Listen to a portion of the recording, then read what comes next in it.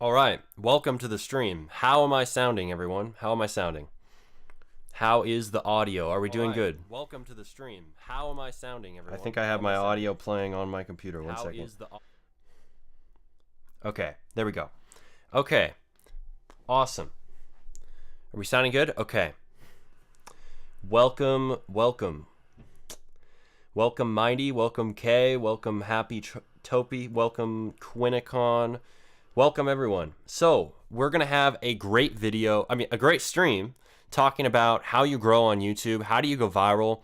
How have we gotten hundreds of thousands of views here on the channel? How can you grow your channel? Because when you start a Roblox YouTube channel, there are infinite opportunities that you can gain from it. You can promote games, you can gain a network, you can do a lot of things. And I know that it's gained me a lot of opportunities, and I want the same for you. And unlike a lot of other Roblox YouTubers who don't seem to really give advice on this, I want to spill all of my advice that I can possibly give. I want to give all of it so that you guys can grow your channel, so that you guys can get thousands of subs, so you can do what you want with a Roblox YouTube channel. So if that sounds good, spam W in the chat and let's get started in this awesome stream. Make sure to share it, make sure to like, because it's going to be great. We're going to do some Q&As. We might even look at some of your channels near the end, and we'll do some reviews. We'll do some cool stuff. So yeah, I'm hyped for the rest of the stream. It's going to be amazing. So yeah, I'm really looking forward to it. We already had some great questions come in actually on Twitter, and I'm going to be answering those in some of the first part of the stream. I'm going to be talking about how do you gain the confidence to do YouTube, and also how do you manage your time on YouTube. These were two great questions that came in on Twitter, so those are going to be some of the first things that we hit on in this stream. So yeah, I'm very excited. It's going to be great. Why do we have so many comments that are saying this message is held for review? I think people are just like spamming like random letters and YouTube's flagging it. All right, awesome. I'm seeing a lot of W's in the chat. That's awesome. We need more. And yeah. So, YouTube. I have done a few videos on how you grow on Roblox YouTube. I've talked about it a few times, and these videos, I actually just put them up. I was like, okay, cool. I'm going to put my advice out there, see what happens. And actually, after I put these videos up, there were a few people who commented and told me that they that they grew their channel off of it. And then I clicked on their channel and they literally had like 40,000 subs or something. There were a few people who literally gained so many subscribers from those videos. Like if you go there, you can find the comment from the person who was saying that, but they literally took the advice and they got that many subscribers. Now I'm not going to take all the credit, obviously, but they watched my video, they put in the work. So it shows that a lot of this is going to really help you.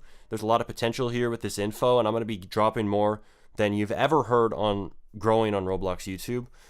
It really surprises me that no one really talks about it. Like, really, we did a recent, the last stream was with Modern Chris, and we talked about how did he grow to over 180,000 subs? How did he start a trend? And if you haven't watched that yet, it's a great stream to watch later once you have the time. We talked about how he grew a trend, all kinds of stuff. So that was a look at something. We'll talk about some things related to that, but I'm going to go deeper into some of the YouTube strategy. But yeah. All right.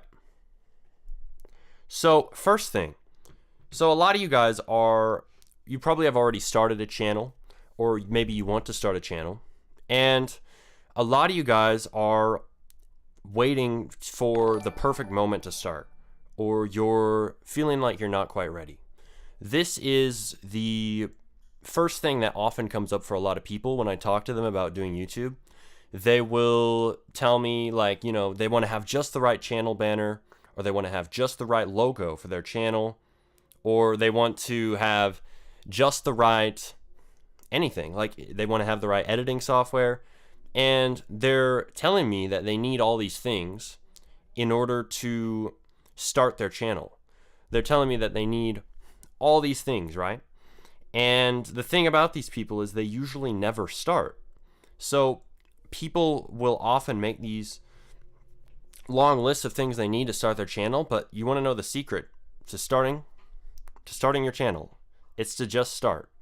So if you're sitting there waiting, if you're waiting for the perfect opportunity, or you're waiting to have just the right icon or the right channel banner or the right description for your channel, anything like that, that stuff does not matter nearly as much as just starting, making content, getting it out there, and just starting your channel. That is the honest truth. Like, you could start with the worst setup in the world, but as long as you start, that's the first step you need to take if you want to grow on YouTube.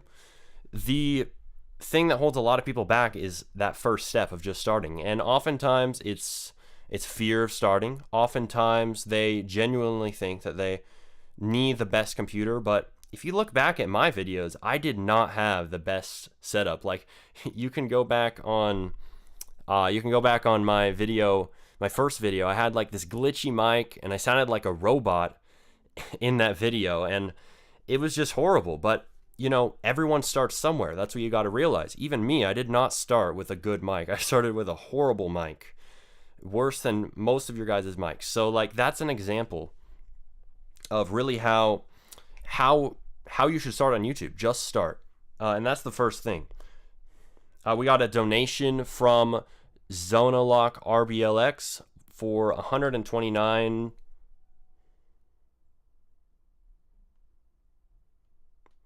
I'm not exactly sure what currency that is. What is that? Is that Mexican currency? Is that a Mexico currency? Maybe one of you guys know. But thank you for the donation. I really appreciate it. Yeah. So Quintesson said the perfect moment is now. That's right. The perfect moment is now, and that's the point I'm trying to make here. So a lot of people, they will say that they need all these things to start, when that's just procrastination. If you're waiting for something, if you're waiting to get a certain piece of equipment, if you're waiting to get a certain software, if you're waiting for the right moment, just start. An example would be literally this stream. Like, you know, I didn't plan this stream out in detail. I'm just going off the dome, and I'm just going without a huge plan, and I'm just engaging with you guys now with the chat live. It's an example of just starting. So that's really exactly how you start on YouTube. You just start. Mexican peso. Okay, good to know. It's about $5.5. Okay, good to know. I appreciate the dono. Awesome. Someone donates 6 trillion Brazilian pesos. The inflation is crazy over there, Sea Dragon said. Yeah. someone donate that much. Nah. But yeah, is it better to get a channel only for the game trailers, or let together blogs and develop? Do you mean vlogs? I'm not exactly sure what you mean, Dev4NT. But if you're talking about for a development channel, whether you should make devlogs or if you should make game trailers, I would say it highly depends. But if you want to be a YouTuber, if you want to be a dev YouTuber, then I'd highly recommend doing devlogs over game trailers, because game trailers are more so just, well, they're trailers, and you're not going to build an audience for your channel just from game trailers. If you do devlogs, you can actually build a true audience from that. XYRX said, hey, it's your editor here. I got 5.8K subs. Awesome. 5.8K subs is pretty good. So the show said, how do you start? So that is a great question. So I'm talking about just starting on YouTube. Just start. Even if you feel like you're not ready, the best time to start is now, no matter what. And the way that you start is really just with starting with whatever device you have, starting with any software that you have, starting with whatever you have right now, and just uploading anything to your channel. If you can upload just any video to your channel at all, that is going to be the first step to growing your channel. A lot of people, they don't take this first step, and well, their channel never goes anywhere because they never took the first step of starting. And I'm talking about this first because this is the main thing that stops a lot of YouTubers. I'm sure there are tons of people who would have been amazing YouTubers, thousands and thousands of subscribers, thousands and thousands, maybe millions of views, but they never ever started their channel because of this procrastination and what are honestly excuses. And they could have had all that success on YouTube, but they never started. So imagine all those people. That is a lot of people who probably had a lot of potential on YouTube but never started. So don't be them. That's the first thing I'd like to say going into this stream. And a lot of people get hung up on these details. That's why it's so key to keep in mind when you are thinking about doing YouTube.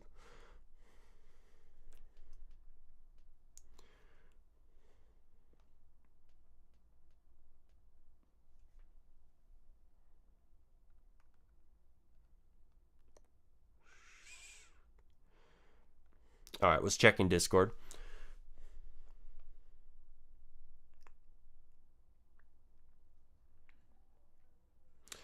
Do you live fully off YouTube and Roblox, Smarty? Well, that's an interesting question. I sort of. I'm not like a full on adult yet, so not completely, but I could. I would say that I could. If you don't fix the chairs, I'm unsubscribing. Dude, what's wrong with the chairs? Come on, I'm sitting in this chair just now. It's just fine. Who's that?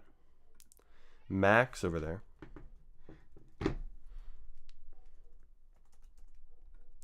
All right. Let's get back to the advice. So, okay, we just got another donation from Zanalak RBLX, 49 Mexican pesos, or whatever that currency is. Sorry if I'm not pronouncing it right. Smarty, I'm on your server. Cool. Where are you at? People are critiquing my chairs in here. I'm not exactly sure why. But let's get back to the advice. So, all right. Continuing on from where I was. So, after you start, what do you do next? Often people will wonder, well, should I make quality or quantity first? Should I focus on quality or quantity when I start my channel? Well, that's a great question, because when you start your channel, this can depend, but I would say that you should focus on quantity, because focusing on quantity will allow you to get the quality later. If you focus on making tons of videos, improving each video at least 1%, you can actually build up to a point where you have a lot of quality later. You can actually get to a very high quality by pumping out videos. Now, with a lot of things, often quantity is not the way to go. Like, for example, art, you might want to focus more on quality.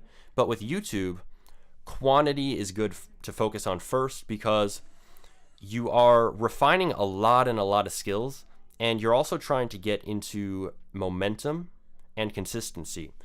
With YouTube, oftentimes you haven't really done any kind of like public speaking or let's see, video editing and all that, and the speed and the amount of videos that you produce when you're focusing on quantity allows you to improve those skills a lot faster than if you were focusing strictly on quality when you start. So I highly recommend focusing on quantity first, then quality later, and you're gonna have such a faster way of improving, and it's gonna be great. Quality is subjective. Yes, that is correct, Hazadev. It really depends on what you're making it on. Not all quality means a lot of editing, honestly. Yeah, that's a good point. That's a really good point. And there are lots of different aspects to quality. So there's a lot of different aspects to quality. You're right. Modern Chris, yo. Yeah. Yo, what's up? If you guys didn't see the stream with Modern Chris, you should watch that after this. Highly recommend. It was the last stream. It was really good. Really good stream. But yeah, the quality is subjective. You're right. And you don't really need amazing editing. You don't really need any of these superficial things, really. The main thing, actually, is going to be your personality and your unique angle on YouTube. So a lot of people, they'll start doing YouTube videos and they'll think, oh, I got to copy Mr. Beast, or I got to copy Flamingo, or I got to copy the Dev King, or I gotta copy whoever, right? So if you're joining YouTube and you're copying somebody, you are instantly throwing yourself into the ring with competition. You are instantly putting yourself in a position where other people are already making the same style of content as you. Do you see the problem here with directly copying somebody or being too much of an inspiration from someone else? See, on the other hand, if you use your unique personality and you show your uniqueness, even when it might be embarrassing at first, you can be in a league of your own. You have no competition if you are showing your unique personality, because if you look at any of the biggest celebrities out there, any of them, it does not matter who, you'll see that all of them have something unique about them, something that sets them apart. You can't really put your finger on it. Often many would call it charisma. Often many would call it, something like that. But really what it is it is amplifying what is unique about yourself and showing it. And the thing about this is that scares a lot of people is that when you show your full personality, you're gonna have haters. There's gonna be people who are like, who is this guy? Bro, he's so weird, right? And you just gotta be like, whatever, bro. Don't watch my content. If you don't like who I am, then don't watch my content. But there's also gonna be a lot of other people who vibe with who you are. This might sound weird, but that's the thing. It's the truth, because when you start your channel and you start making videos showing your personality, there is no competition.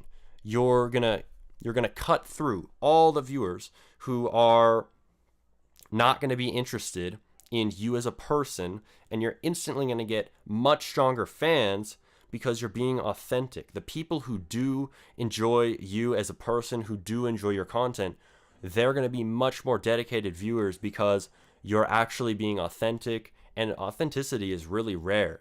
You know, I try my best to share like personal stories from experience and development, personal stories growing my channel when I'm talking about that. And it really helps because it's showing my honest, true personality. And a lot of people, they focus too much on copying somebody. They focus too much on inspiring from somebody who's already there, instead of looking, what's unique about me? How can I share it? And how can I just ignore the haters and focus on my ideal viewer and giving them what they want, giving them value and sharing truly who I am. That is the best way to start on YouTube. And, you know, you might not be able to do this right away. You might find it hard to, put out videos that are your personality at first. You might find it hard to do that, and that comes through quantity, I'll be honest. That's why starting with quantity is really good, because you can also find your style, find your voice, find what you want to talk about exactly. So quantity does help with that, leaning into your unique personality. But this is something that people like really don't like think about when they start YouTube, because it just seems so simple. Like a lot of people think, oh yeah, I'm myself. But really, like, you might not realize it, but if you're just starting YouTube, you might be copying people because you're just starting and you haven't really thought about what sets you apart and how you want to make your videos different from everything else that's out there. And I think that when you really focus on that, you really focus on showing that unique personality, you're going to get haters, but you're going to get much stronger fans as well. This is called polarizing the audience. You're polarizing the audience. Some people aren't going to like that true authentic self, but the people who do, it's going to be a much stronger audience. So that's something really key to keep in mind that nobody in the Roblox space really talks about. I think, honestly, is this going to be a provocative take? I think a lot of Roblox YouTubers are kind of fake. I think that a lot of Roblox YouTubers are kind of fake, honestly, because they don't show their true personality. I think that they kind of fake it for the camera, and they aren't like sharing, like they don't share stories, they don't do any of these things. And when you're your true self, dude, you don't have competition. That's something that a lot of these people don't realize about doing YouTube. But yeah, so let's check the chat and see some of the questions coming in. In what way specifically are they fake? I think they agree that. Well, I mean, I'm not gonna name specific people. I can't think of anybody off the top of my head, but I feel like a lot of Roblox YouTubers, like, you notice, like, they just don't seem like they're being real with you. And I think that it just comes across like you can smell it. If somebody's like that, like, dude, look at okay, I'll check my messages. I'll check my message. Yeah, I know him. This dude in chat here. But yeah. 1 second here.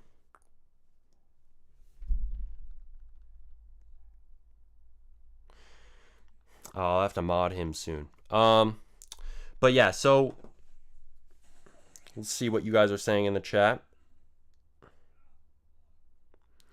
Owen Guy said, was checking out the Roblox YouTube space, a lot of cookie cutter YouTube shorts type guys. Yeah, there are a decent amount of those. I mean, doing that type of thing, I mean, it can work. It can work to just copy or do something for the trends, etc. But the thing is, it's not a long-term strategy. What I want to teach you is to make a long-term channel, make a long-term strategy. Focus on authenticity, because that's going to help you grow in the long term. Many people, they trend hop right away, or they focus on the short term too much, and they just end up like these shorts creators often, especially because it is, well, it's shorts, it's more short term focused.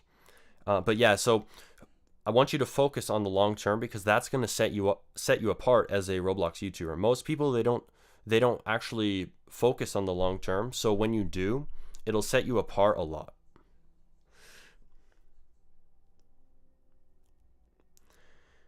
Bro, let me ban this dude from the chat. Put user in time. How do I?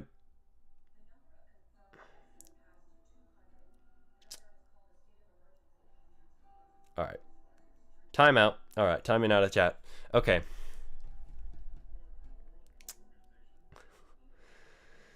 The number 100 on YT said, how do you come up with good video ideas? That is a good question. So coming up with good video ideas is, honestly, I think I would have had a different answer for this a long time ago if you'd asked me before. But what I would say is that most video ideas I get now are they just come to me. They're automatic. And what that means is that my subconscious is already focused on giving me good video ideas. So when you start, it will be harder to get those unique ideas. You're going to have to go out there, inspire from people a bit. And as you go, as you make videos, as you improve your channel, you will start to gain video ideas more automatically, because the more focused that you are on something, the more that your subconscious is thinking about it in the background, even when you aren't. And that's how you get those sudden ideas out of the blue that are like, what the heck? Where did that come from? And those videos are because your subconscious was thinking about it in the background, and then boom, you become aware of it consciously, and now you got a video idea, right? Like, really, it's that simple. It's like being so focused on your channel and its growth that you gain video ideas automatically. Like, often that's like the best way. Now, I know that that might not be like, if you're just starting, that isn't a real answer. So once you start, though, that truly starts to take shape. But if you're trying to get video ideas right now, you're like, all right, my subconscious isn't giving me ideas like a freaking machine already. Well, what you can do is you can go to YouTube search. You can get a plugin called vidIQ or TubeBuddy, and you can actually see what is trending right now. You can see the different keywords and search terms that are going on YouTube in your niche that you're in. If you're doing Roblox dev content, you might see that scripting does very well. Scripting is one of the top topics. People also look up, I remember when I looked at this plugin, people also look up often, like, how do you make a tycoon? How do you make a simulator? How do you make these popular types of games? And that's just an example of how that tool can really help you to get ideas. So that's a really good one if you want ideas right now. And you can also use AI. AI can help you with ideas. If you're creative with the prompts, of course, you should change them.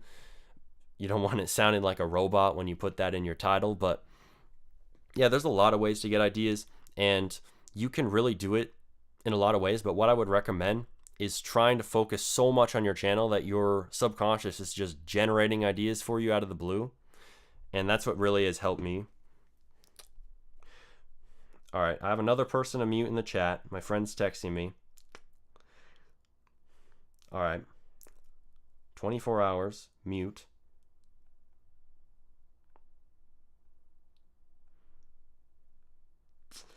All right. NPC, get out of chat. You're right. Get these people out of chat, man. Okay, back to the value. So let's see some of your guys' questions. New YouTuber but older dev here. What would you say to somebody just starting out? Well, that is a great question. I would say that if you're just starting, rewind this stream later and take a look at what I said earlier, because I was talking about how do you start? Well, you just start. Oftentimes people are like, how do I start? What do I need to start? I need a channel banner. I need a channel description. I need all these things, when really all you need to do is take action. You can make the worst video possible, and that's enough to just start. That's really the truth about starting. It's about just starting. This goes for anything at all. It's about just starting and putting something out there and not worrying about it, because you can improve from there. If the video is that bad and you decide that later, you can always take it down. Nobody will know. There's nothing to be afraid of. And I understand if you are afraid to start, like, that's perfectly normal as well. But there's nothing really to worry about. Just put the video out there, put out anything, and that's the best way to start your channel.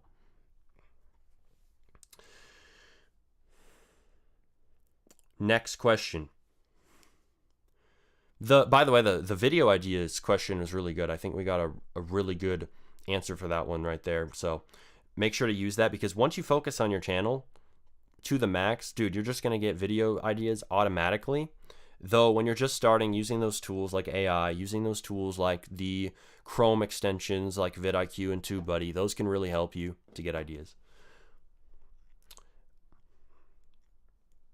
Nick Creator said, what should I use for an AI voice? Well, first of all, preferably don't use an AI voice. That goes back to the authenticity thing and showing your genuine personality.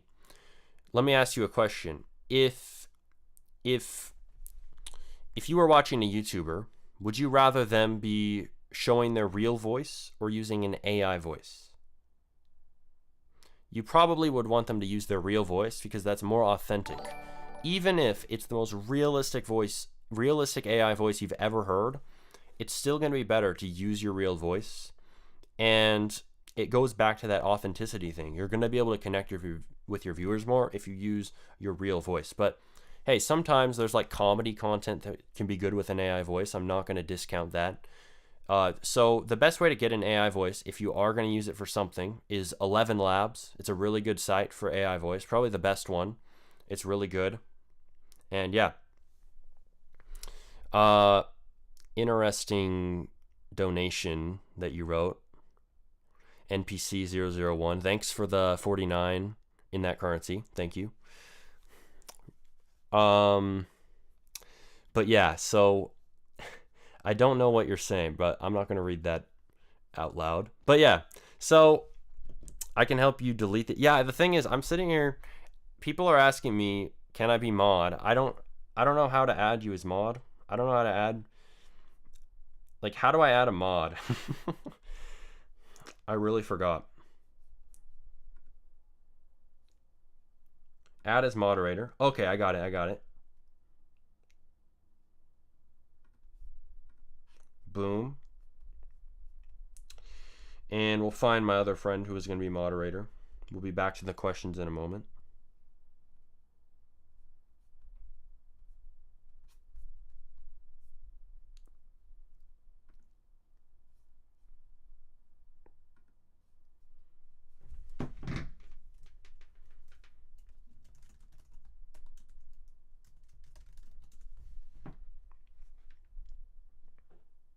But yeah, we'll be back to the questions in a second. I'm just adding someone as a moderator.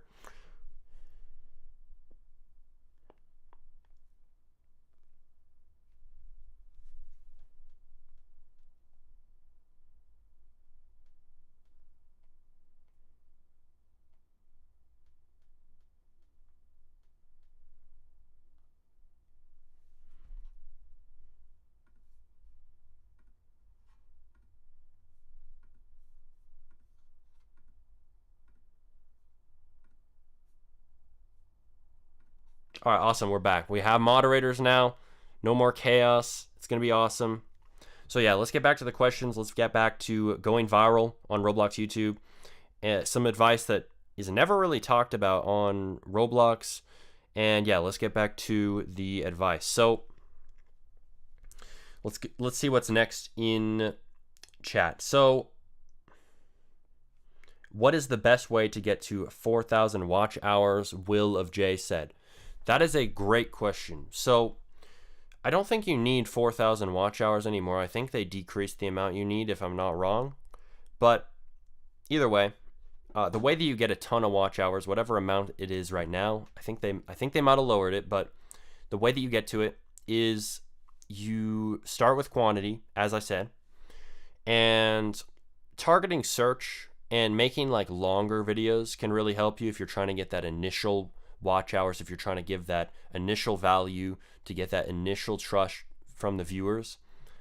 Targeting search and ranking high in search can really help you to get those high watch hours. That's what really helped me, because when I started to post like guides on like a long time ago, like I posted a guide on like Roblox trading, that guide got like a good amount of views, especially for my size at the time, and that was all from search. I had a bunch of other videos that did this, and they gained me a ton of watch hours from search primarily. And when you make videos that are search oriented, you're going to get pretty much guaranteed views if you can rank in search. So it is a good way. I wouldn't recommend going for search forever. Like, it can be a great way to get a foundation on YouTube, but going for search forever is not going to be the way to build a long-term audience, but it can be a great way to get that watch time. And if you're trying to get monetized, very valuable. Just make sure that the videos that you're hitting search with are great, designed to make long-term viewers of your channel, not just get a few views all of a sudden. And focus on that long-term strategy, and it's going to really help you. Lost Game said, what does 4,000 or whatever watch hours do for your channel? Well, it allows you to get monetized. Once you have 5,000 subscribers and 4,000 watch hours, or whatever the current amount is, I know that they've changed it a lot. It allows you to get monetized. And when you're monetized, you can make money off your channel. You can have ads. You can run. You can have a join button. You can sell memberships on your channel. There's a bunch of things you can do. And yeah. Do you have any tips on becoming a famous Roblox creator via your phone? That's a really good question. A lot of people actually ask this because they're like, you know, that a lot of people are on phone. A lot of Roblox players, probably most Roblox players, I would assume, are on phone. And that means that it can be quite hard if you don't know how to make videos on phone when you're starting. So the way that you make videos on phone is you can screen record with any device, and you can do this on iPhone by going to settings, going to control center, and adding screen recording to the options in your control center. You can just go to settings, go to control center, and you can add screen recording to your phone, and you can go ahead and record on Roblox. And if you press and hold on that button to screen record, you can actually record your voice as well. So you can screen record on an iPhone like that. On Android, it's a bit different. You might want to look on YouTube. It might be different also for your version of Android, but you can screen record on any device. I think on Android you might have to have a separate app. I'm not exactly sure, but both, it's really, really easy. And once you have that, once you have screen recording set up, you can actually use CapCut to edit. CapCut's really good for editing. I think CapCut's probably the best. There's also iMovie. And both of those, iMovie's only on iPhone, but both of those are great editing softwares. If you're going to edit on phone, you can make great, like really good quality videos on them, actually, if you put in the work to do so. A lot of people will, you know, they'll have an editing software, but they don't put in the work to make the editing amazing. So once you have the editing software, you should make sure you do amazing edits on that editing software too. Improve your skills, look into videos on YouTube, get into specifics. How do I improve my editing in this app? But yeah, so to recap, how do you make videos on phone? Turn on screen recording on your device, and then record a video, and then put it into CapCut, iMovie, or whatever other video editing software you'd like to use, and then finally mess with the editing software, improve your skills, look on YouTube, and that's how you can make videos on phone. All right, next question. We had a development question. This stream is only for YouTube questions, though. We might talk a bit about like promoting games or growing a dev channel, but this stream's only about YouTube. But if you want to learn about development, you can watch my other videos, or you can watch the previous streams. They have tons and tons of questions on development answered. So yeah. Next question is by Amish. My videos are flopping. How do I make them get more views? That's a good question. So to get more views, if your videos are flopping, I want you to look at what videos do better than all the videos that you have. So I know that your videos might be flopping, but I want you to look at the videos that are doing slightly better, even slightly better. This is what we would call the signal in all the noise. All the videos that aren't doing well at all are the noise, and the signals are the ones that are doing better, even a slight increase in views. And what you need to do is you need to focus on the videos that have an increase in views, that are a signal telling you, hey, look, pay attention, this is something to do more videos on. And when you focus on these signals, these videos getting more views, and you make more videos like that, you can get a lot more views. It's about consistently finding those signals from all the noise on your channel, consistently narrowing it down. Okay, what got more views? Do more of that. Improve, improve, improve. And then after you make more videos off of the original signals that do better, make videos that are you're going to have more signals. You're going to have videos that did better than those. And then you're going to want to do more of those.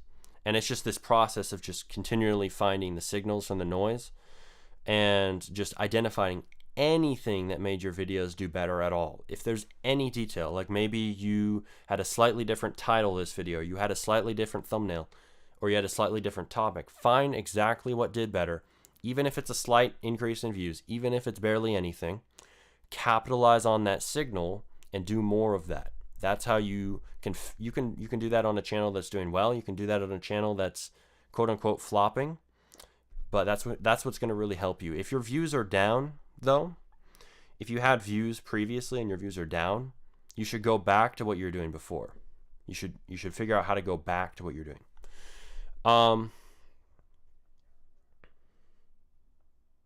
Next question.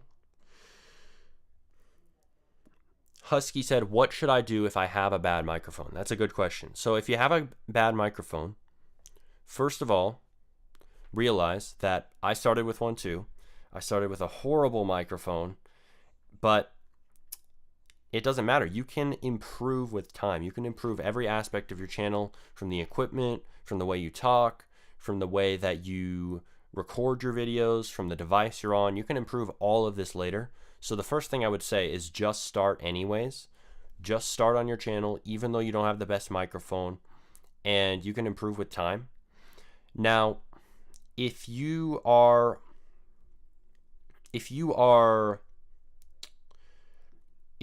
started your channel and you have a bad microphone, well, you can find a way to make money. You can find a way to get the money you need to buy a better microphone.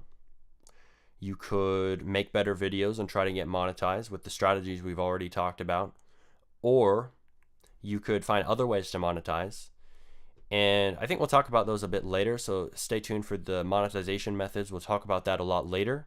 Right now we're focused more so on how do you start, how do you get views, but yeah, I'll come back to that later. Sea Dragon said, how do I plug my game/Discord/community in between or at the end of my videos? Basically smoothly implementing call to action without making the viewer click off.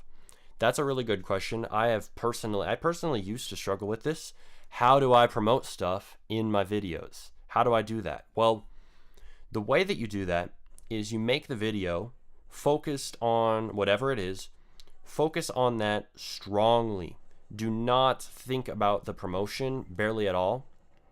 And if you look at my videos, like you'll notice that I have any kind of promotion I do, it's very subtle, it's very fast. It's like one sentence and then I move on. And that's how you want to do it, really. To not have dips in retention, you want to just make the video as good as it can possibly be. Don't focus on the promotion at all. If you want to promote something, do your best to tie it in with the content, make it related, frame it as, you know what, to expand on this point, go join my community to gain blah, blah, blah. This is how it's going to benefit you. And then move on quickly to the next thing. That's the best way to promote things in your videos. And you can actually just straight up copy the way that I do it pretty much for just starting. Obviously, change it as you go, improve it to your style. But you look at my videos, you can see that I put in like a promotion for Smarty devs, for example. And I will tie it in with the point I'm making. I'll say, hey, we're talking about how do you get scripting jobs, for example? How do you get commissions? Well, I happen to have this Discord server, Smarty devs, link below, which can help you gain commissions. There's only over 14,000 people you can network with, right? So I say that, right? And I also just happen to have done that to you guys right now. Join Smarty devs. But you say that, and it's quick, it's tied in with the video I'm talking about, and it's not likely to lose much retention because it helps them. It's pointed towards serving them like the rest of the video, helping them, giving them value.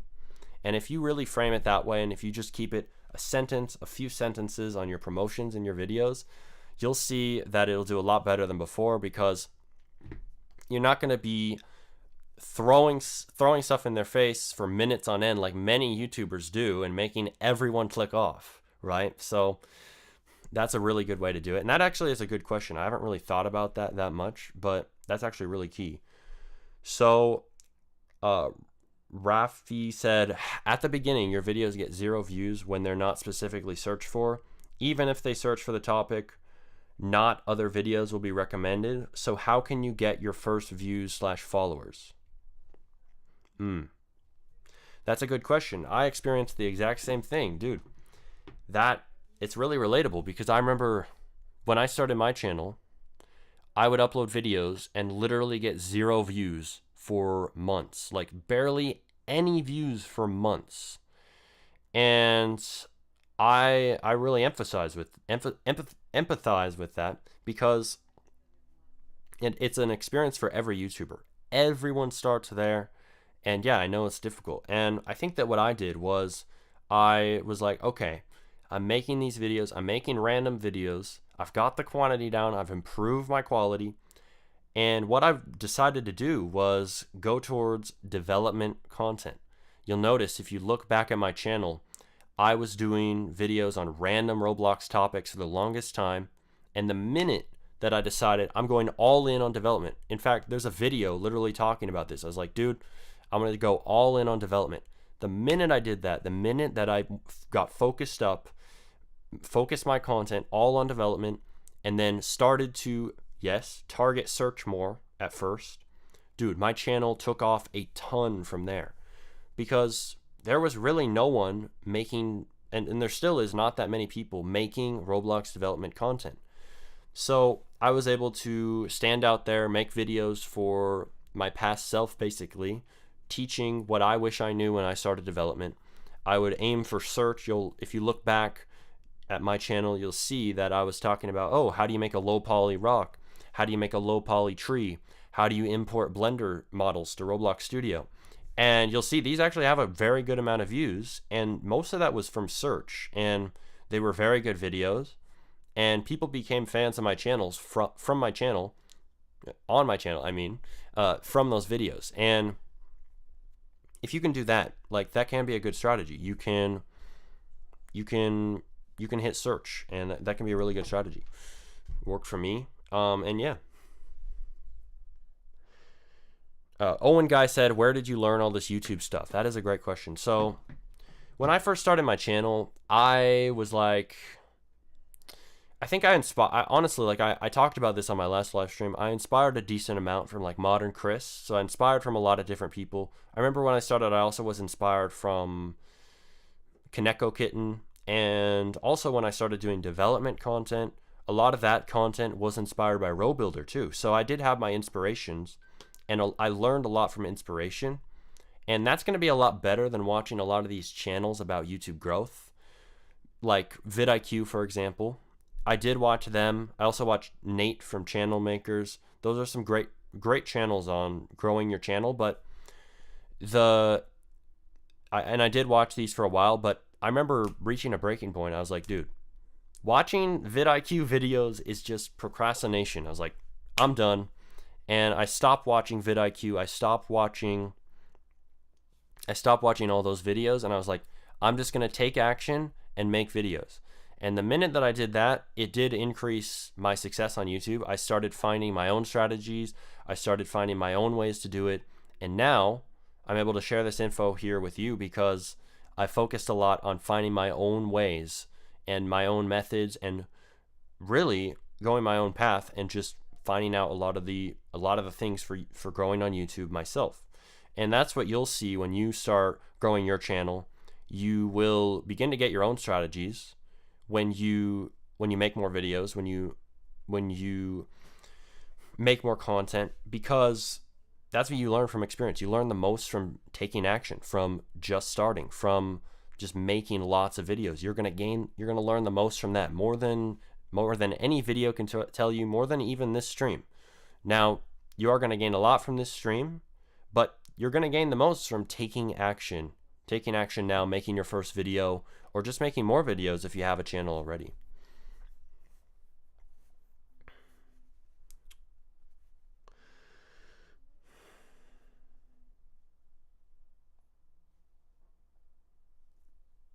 Random?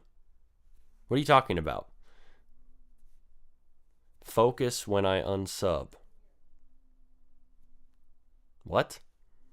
The Flames Gaming. I'm not sure what you're talking about. Oh, yeah. Sea Dragon. You said Kaneko. Yeah.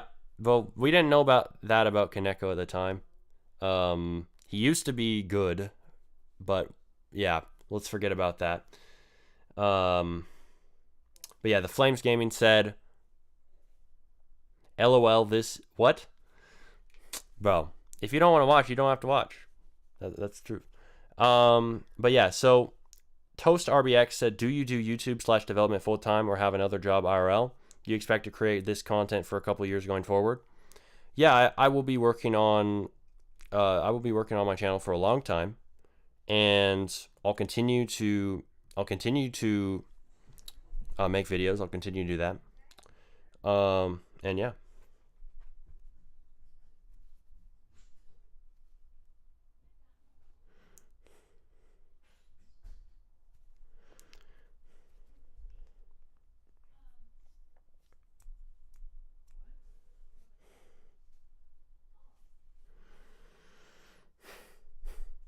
The show said, should I still try to ask my friends to help me with my YouTube channel? Because I asked them a while ago and they didn't respond. All I ask is to do simple editing. Well, if your friends don't want to help with your channel, I mean, simply, do it on your own, I guess. I mean, when I started my channel, I was just doing it myself, and it is hard when you're not able to work with other people, when you're not able to do that. It is hard, but just keep going at it on your own, and you can find other people who are interested in YouTube. There's a lot of servers on it, but yeah.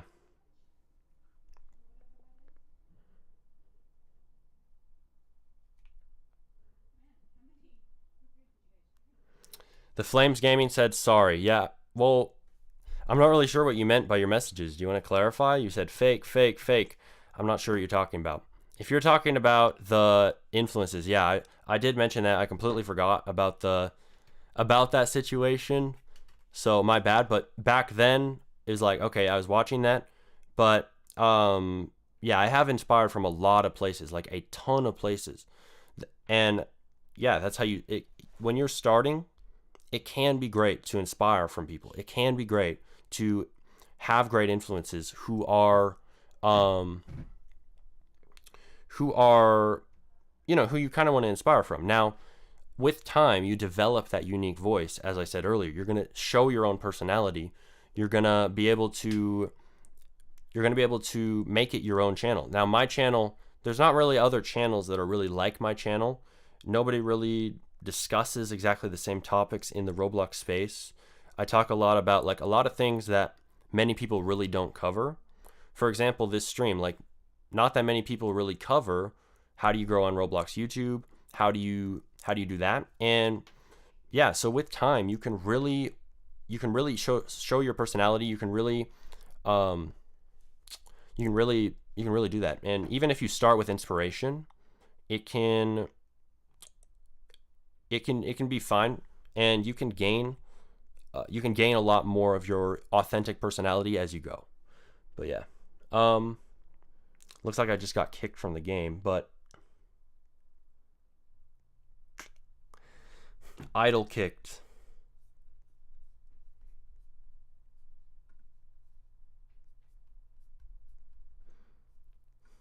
One moment, I'll reconnect to the game. But yeah, Star Maskey said, "Hey Smarty, you've been a great influence for me on my development. I'm not getting any views with my new wizard game. Any advice? Or any help with my new wizard game? Any advice?" Well, what have you tried so far? Have you tried asking friends? Have you tried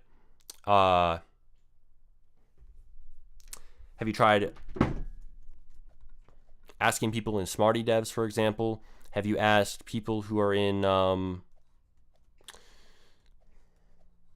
hidden devs? Have you asked people who are in your network, who you know on Roblox? There's a lot of people who you can ask to help you on your game. But the thing is, oftentimes as a new developer, it's best to work on your own and expand your skills on your own. And once you do that, you can actually provide value to other people, and it can be easier to network once you build up that skill, because you can help other people, and that's a really good way to gain friends, gain a network. But yeah,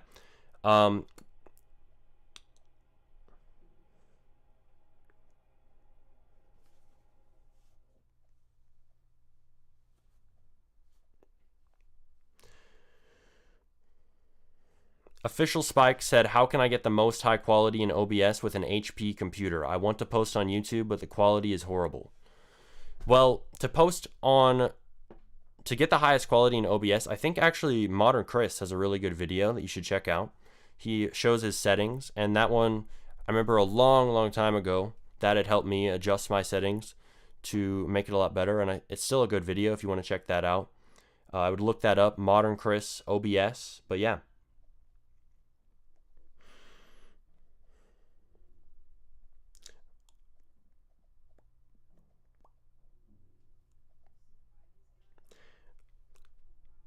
Z5 Fur said, "What editing programs should I use? I currently use CapCut on my laptop, but would like to hear what you have to say." Well, I would say CapCut is good. Like I was honestly surprised by CapCut.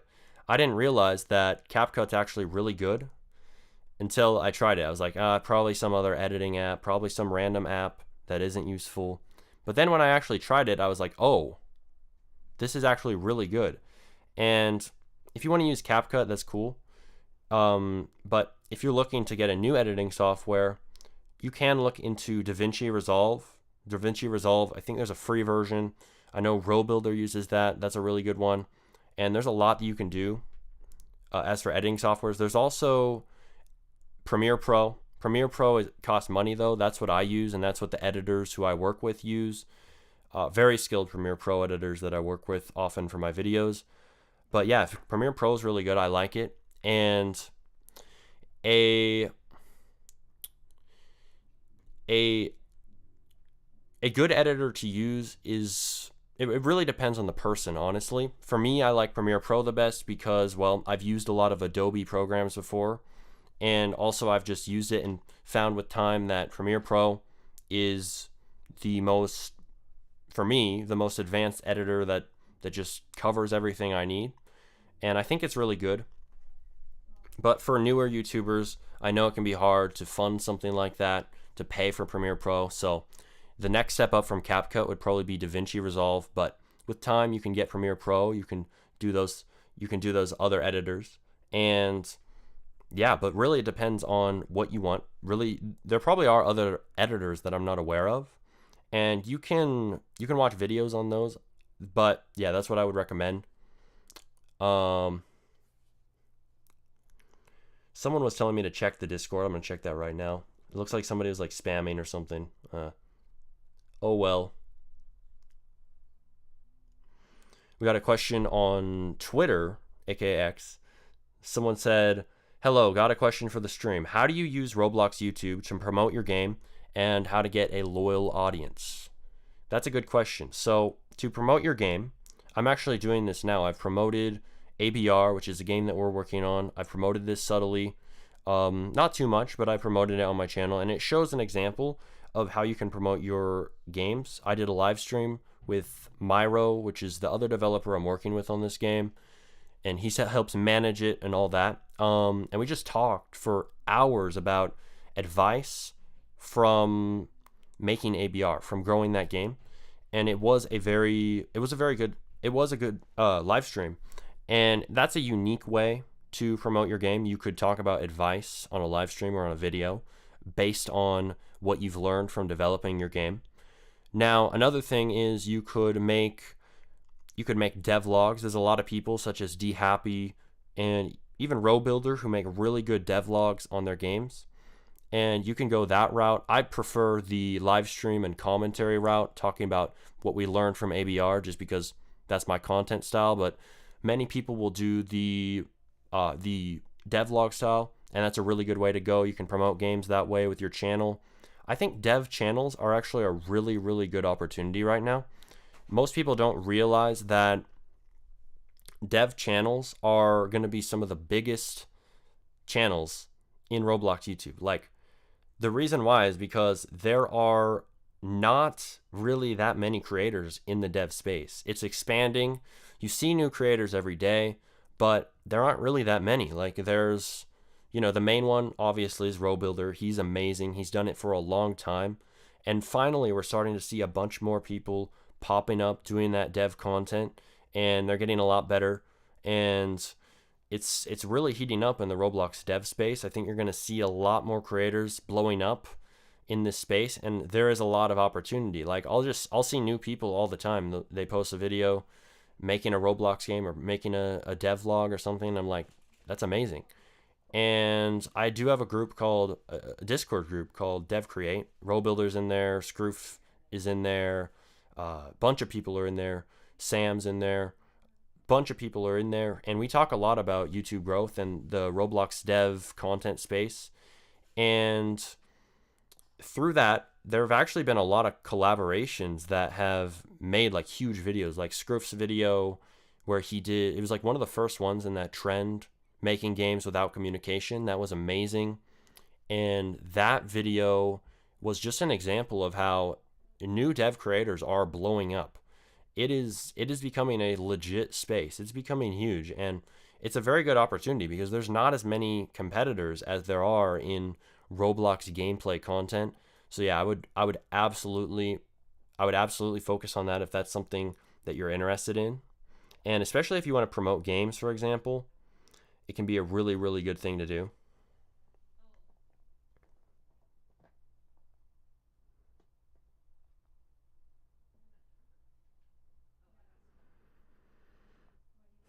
Core Discord said, what is the best way to start on YouTube? Well, the best way to start, as I said earlier, is quantity. Focus on quantity and just start with whatever you have right now. Anything is going to be better than waiting or procrastinating or waiting for the perfect moment to start. The best moment to start is now. The best moment to start is when you're not ready at all, even. And once you start, you can post a ton of videos and you can start to gain momentum. Momentum isn't just something from physics. It's something that applies to making videos, to working, to anything. And when you gain momentum, when you get in motion making videos, you have that habit of making a video and just putting it out there, you actually start to find that it gets easier. As you gain momentum, as you put out more videos, it gets a lot easier with time. So that's why starting right now is so key, because you can gain that momentum later and you can really go from there. Like, a lot of people will wait so long to start YouTube, but if you had started right now, imagine how many videos you could have. Imagine how many videos that you would have out right now if you started earlier, you know? And you can start right now and you can get those videos out. You can get that momentum, and it gets easier as you go to make more videos. It's really amazing.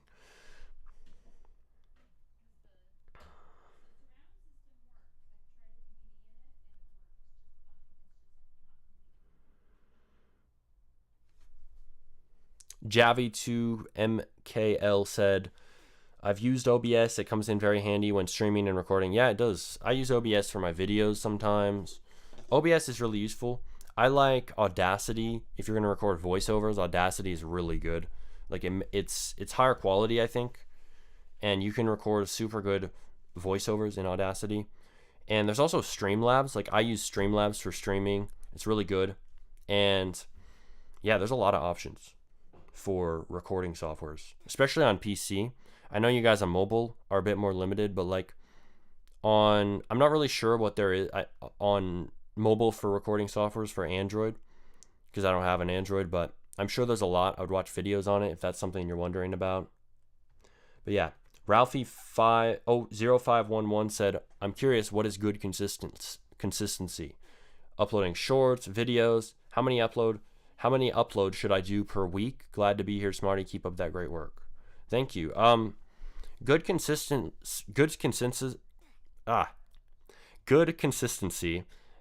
really depends on the person. So for me, I'm consistent in my quality of video, in the videos I make, in the topics. You can be consistent in a lot of ways, but good consistency, if you're talking about the frequency that you upload your videos, good consistency really, it depends on the person, but I would say weekly is probably a really good aim to have. I aim to upload weekly. Weekly minimum is what you want to aim for.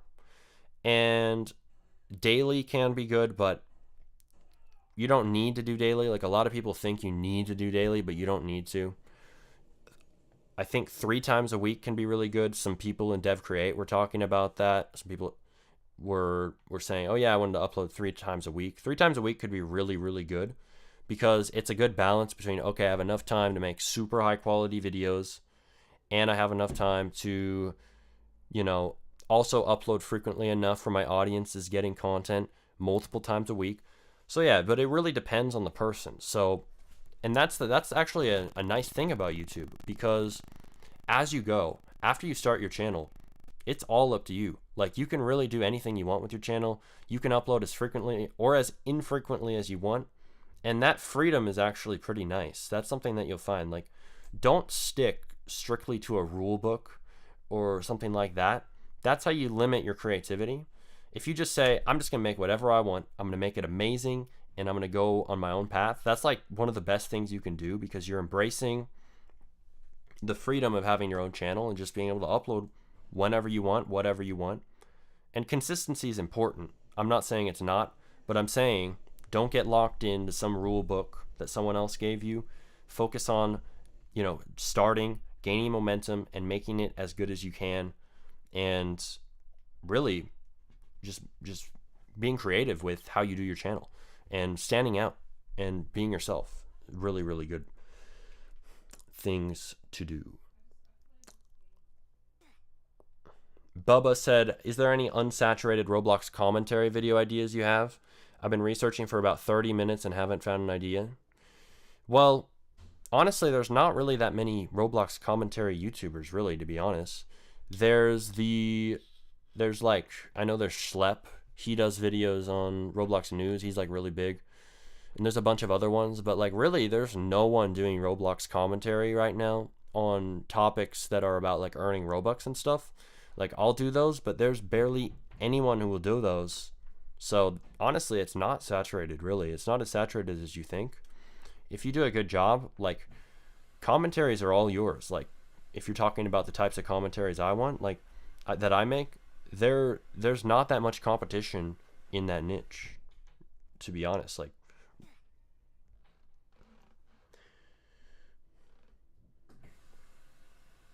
next question. Dev said, it's kind of hard to get out weekly dev videos for me. Yeah, it can be hard to get videos, and it really depends on the person. It can be hard to get them out weekly, but it depends on the person. It depends on what you want to do. And oftentimes people they're looking for a rule book for their channel. They're looking for the specifics of how many times should I upload? What should I do? When deciding for yourself and using your creativity and doing it your own way can often be the best, because that's going to set you apart from everyone else who's following the quote unquote rule book of YouTube, which doesn't exist, by the way. There's no right way to do YouTube. There's no way to do game development, anything like that. It's about how you want to do it. And if you can show your personality, if you can be unique, like, dude, that's gonna give you the most advantage.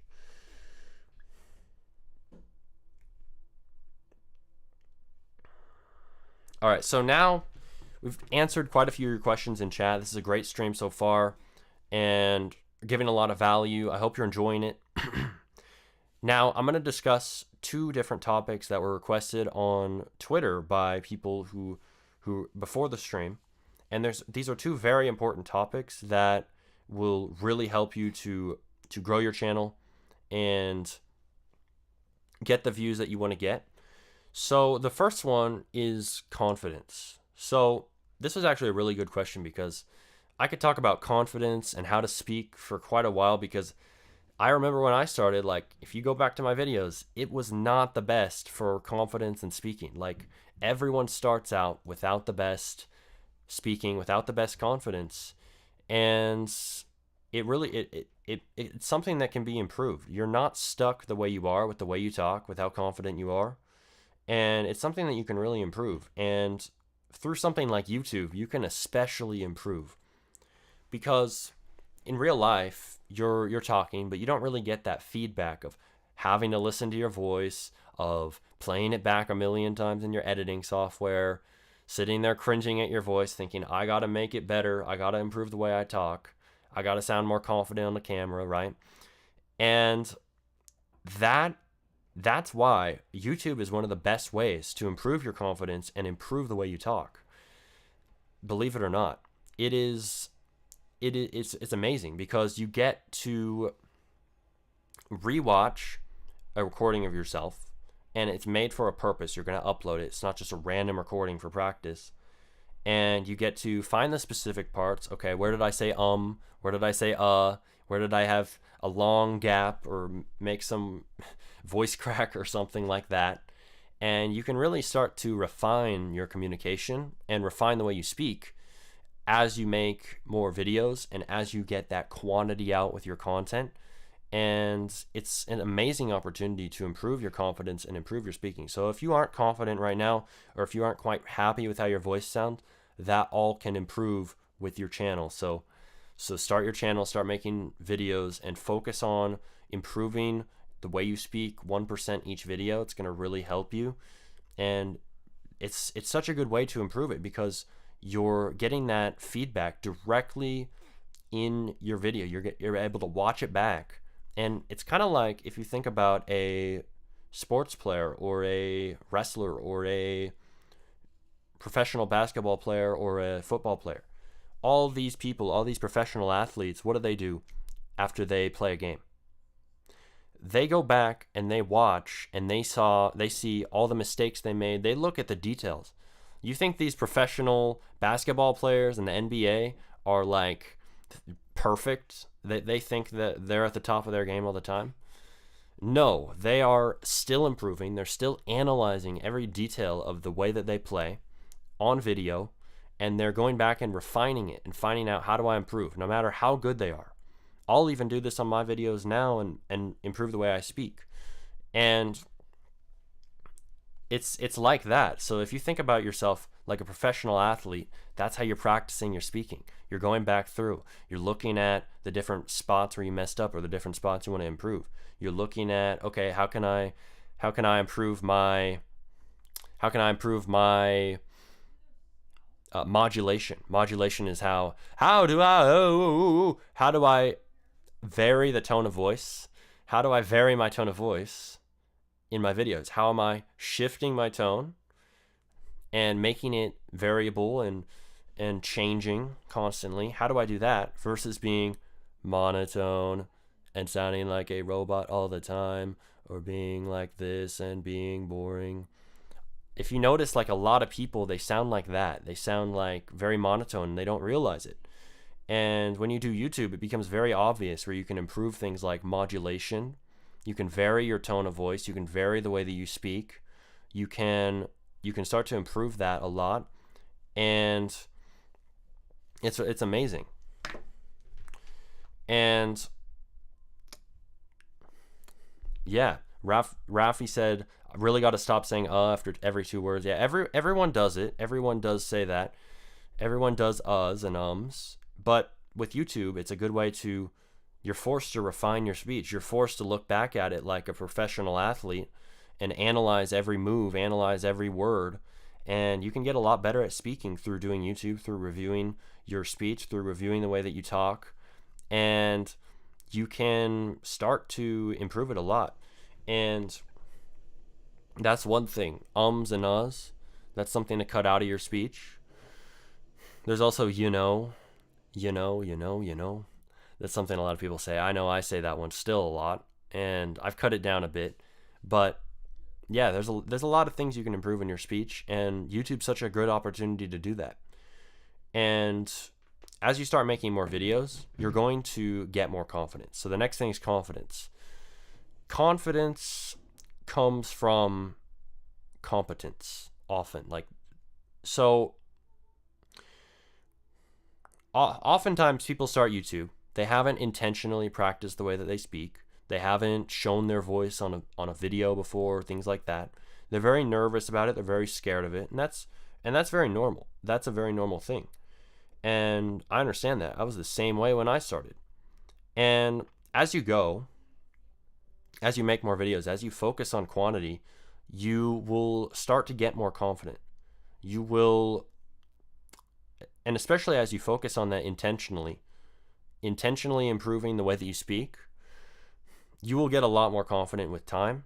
And that comes from competence. Competence is like your ability. How good are you at doing the thing? And as you start to speak well and hear yourself speaking well and starting to get happy with your voice and the way that you talk, as you do that, you will actually get more confident.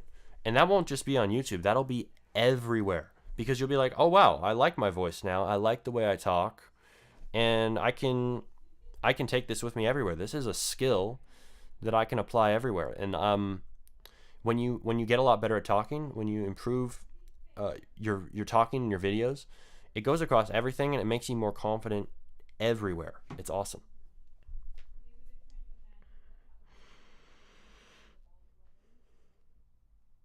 Ralphie0511 said, I can confirm recording videos have made me so much more confident when presenting in school. Right? Yeah.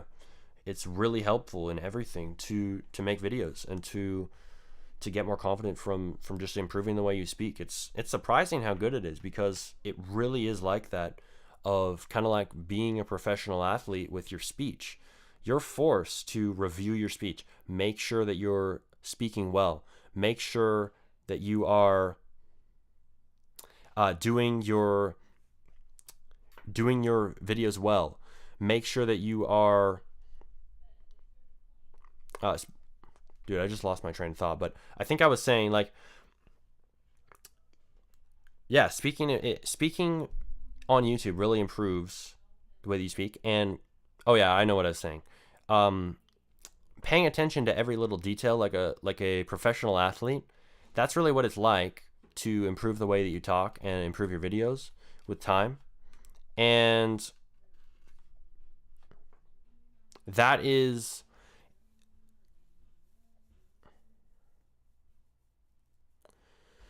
it's a very key point. And yeah, so next thing, see if I have any other advice for that. I think that the confidence thing and the improving the way that you talk really helps with confidence. So that was a good question that we had on Twitter before the stream. And if I were to give other advice on that, I would say that's difficult, because really it comes from taking action. Like, really, once you start to improve your videos and you start to make more videos, you will naturally improve your confidence. That's the best thing that you can do. There's no real like tricks to do it. It's about making tons of videos, and your confidence will start to improve. But the next thing that I had asked by Alex Tanuki on Twitter, aka X, is for tips for people with busy schedules. So they asked that, they pointed out that they have a YouTube channel and they're a full-time musician. So it's really hard to balance your schedule when you have a full-time job, or for example, if you do school, etc., and you're trying to do YouTube. Now,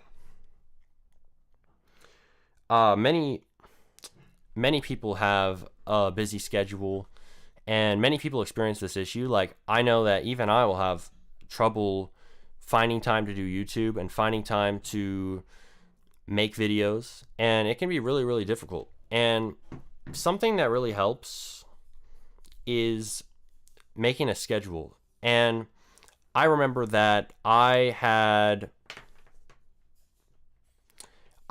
made a schedule, and before I didn't really have one. And when I did that, when I made a schedule for myself, I got so much more done. Like, it seems so simple, but most people don't really do it. Most people don't have a schedule for themselves. And when you just make a simple schedule and stick to it, you can get a lot more done. And even if you have a busy schedule, like with school or work, etc., it can be really hard to grow your channel during that time. But you can actually often find time in your day, especially if you write it down on paper and you draw out, okay, this is my time, this is when I'm at school, okay, this is when I'm trying to edit my videos, this is when I'm trying to eat dinner, this is when I have to do this is when I have to do sports, whatever you do in your day. You can write all that down. You can find spaces. Oftentimes you'll realize that you have time that you haven't actually you haven't used productively, I guess. I found that for myself. And you'll be able to make time when you have a schedule, when you set your own schedule. And yeah.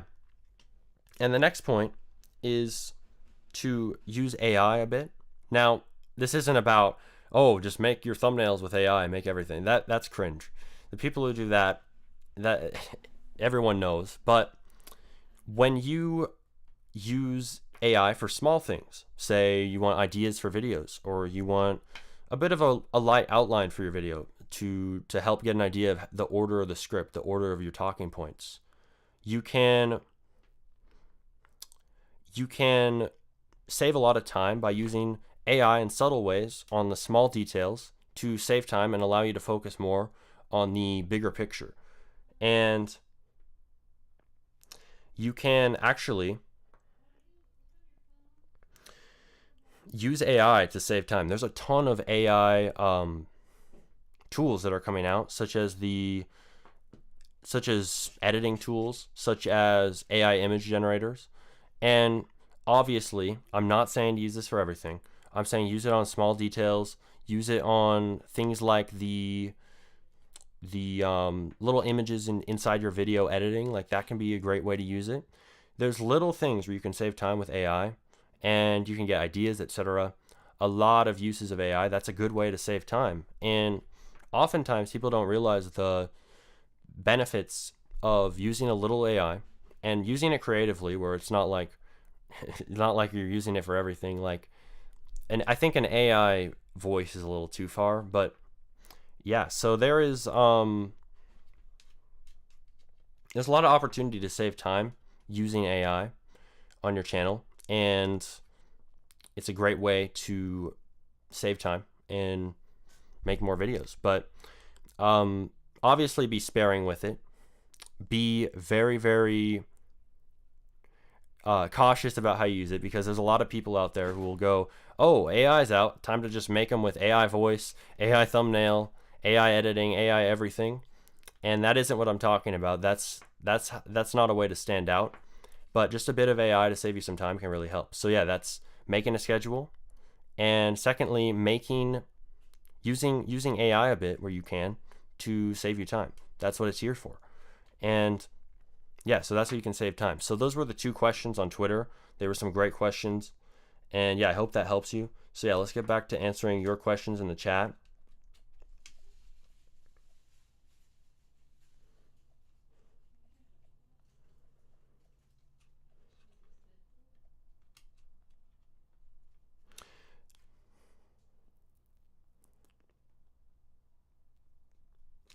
Sea Dragon said, yo, Smarty, you got to make a vid on how to speak better.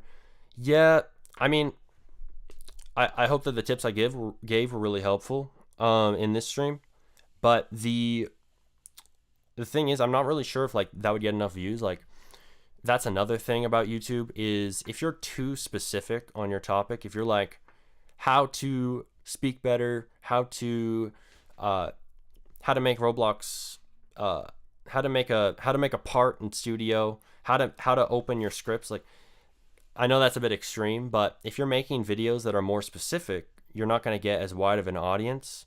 And making videos that are a bit more on general topics can really help. So I will do this. When I make more videos on growing your Roblox YouTube channel, I will discuss speaking, because speaking is a very good topic for that. And I think that not many Roblox YouTube channels really cover how do you speak better, and how do you improve your speaking, how do you improve your confidence in your videos. I don't think that's really been covered that much, honestly, on the Roblox space. So yeah, I might be able to do that. And yeah.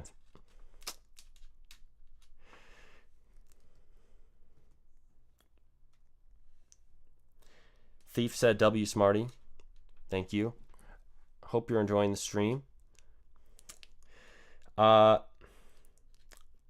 said, not trying to be the how much do you earn with YouTube guy, but do you think you'd be able to earn a living with just YouTube if you're posting like once every 2 to 3 days?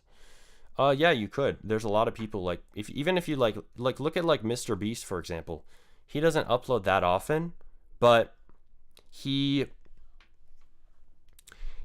posts videos that are absolutely amazing, and obviously they make a lot. So again, like, really, you don't feel like you have to stick to a specific schedule, and don't feel like you have to get a certain amount of views to get a certain amount of money. You don't have to stick to a schedule. You don't have to stick to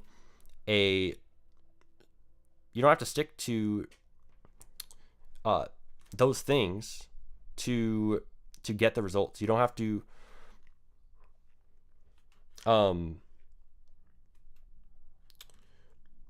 you don't have to stick to a rule book, especially not one that someone else gave you.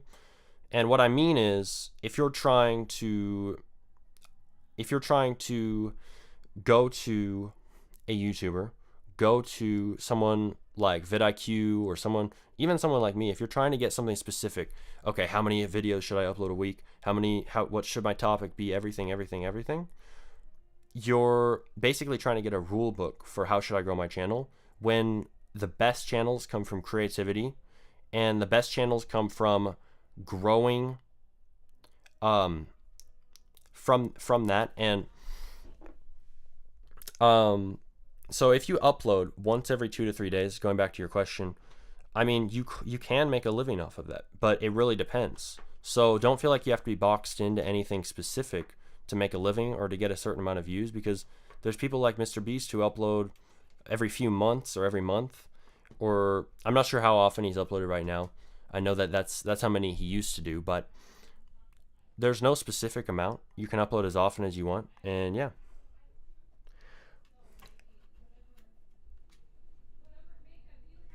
Sea Dragon said, if you went back in time 1 or 6 months, what would you do differently with YouTube? I would say that I would make more guides like the easiest beginner guide to scripting, because that guide really took off my channel and really helped the trajectory of my channel, because it's the most popular video and the guides are really good. So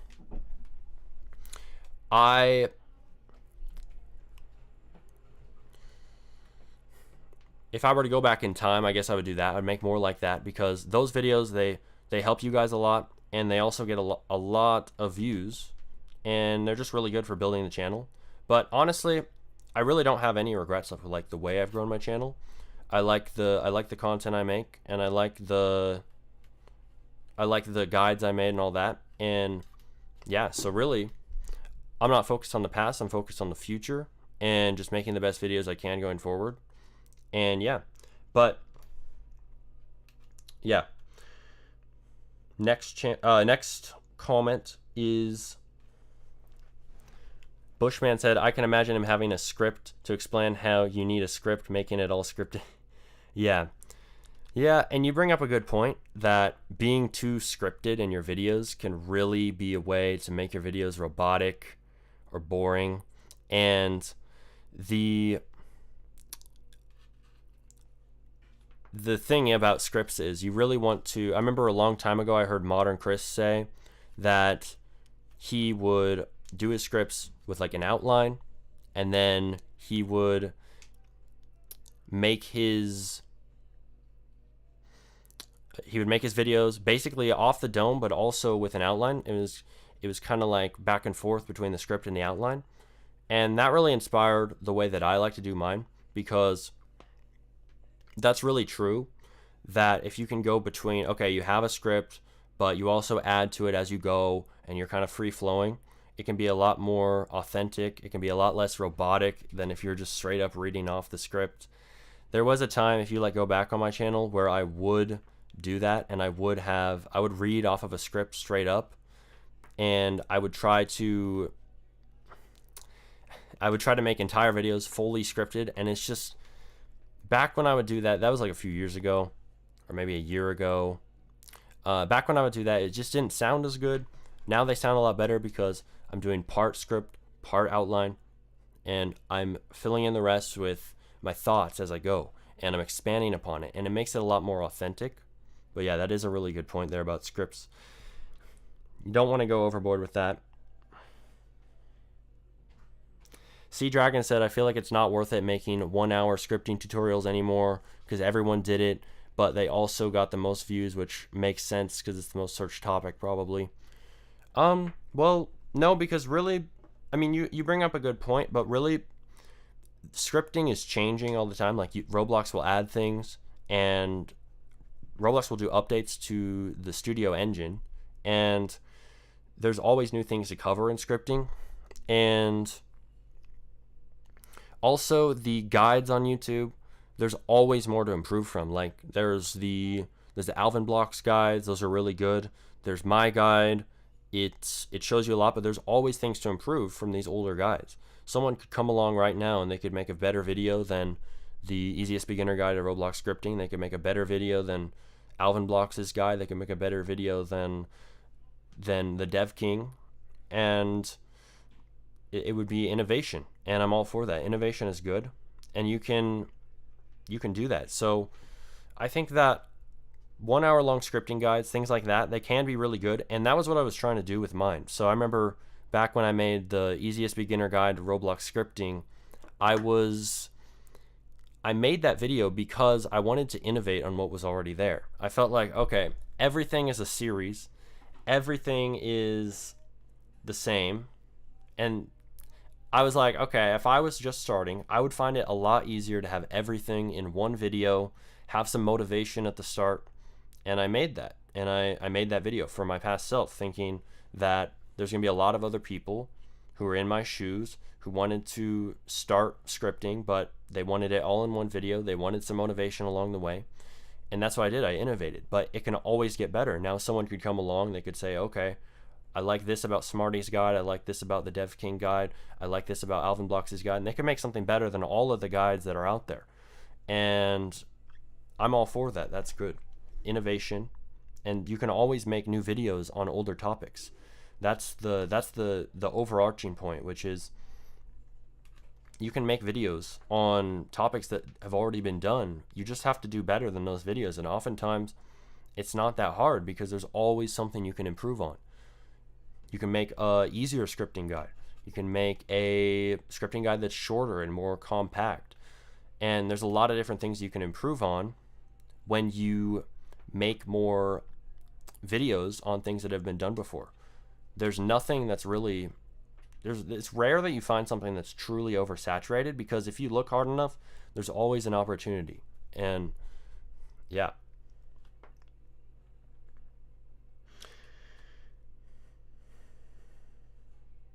Official Spike said, hey, it's me jumping in the black clothes. Let's see, where are you? Yeah, I see you back there. All right.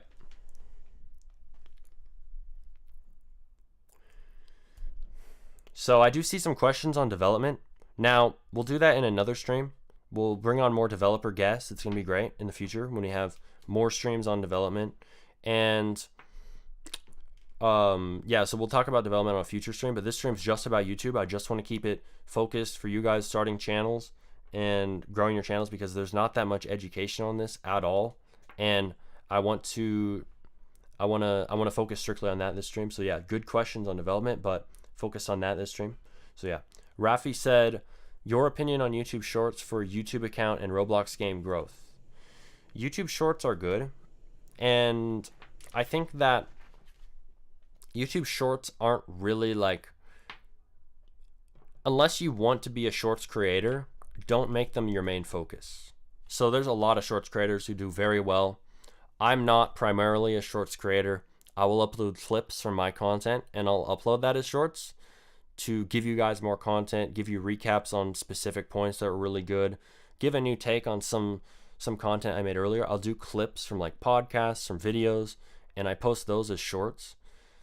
And that can be a really good way to do it. But yeah, so to answer your question, it really depends on what you want to do. If you are wanting to do Shorts as your main thing, that's a good idea, but don't focus on doing it like I do if it's going to be your main thing. Focus on making Shorts kind of like, look at the viral Shorts. There's a lot of Shorts that get millions of views. Those Shorts are a lot different than the clip type Shorts I do to make more content and increase the volume in my content.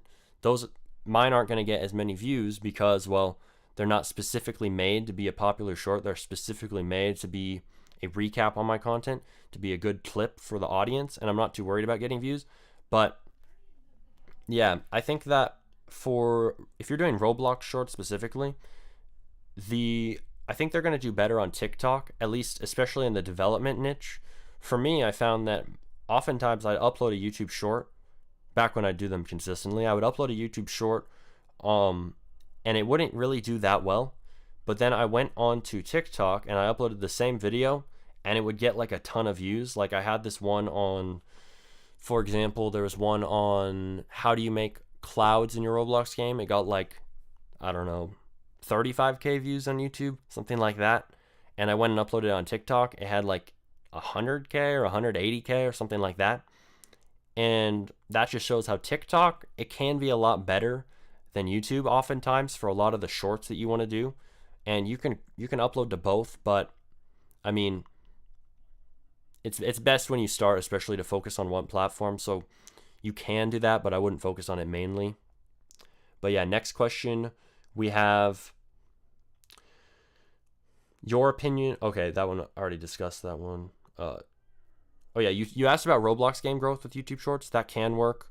I haven't really seen anyone do YouTube Shorts for a Roblox game, but and truly grow it to a large amount, but that could work. I mean, there's no limits to what you can do, but I would say TikTok's going to be better for short form content in general. For Roblox content, especially Roblox development content. And the next question is, it's maybe off topic, but what's your opinion on AI like ChatGPT, scripts, art, music, and videos made by AI? Do I think it's a benefit or a detriment?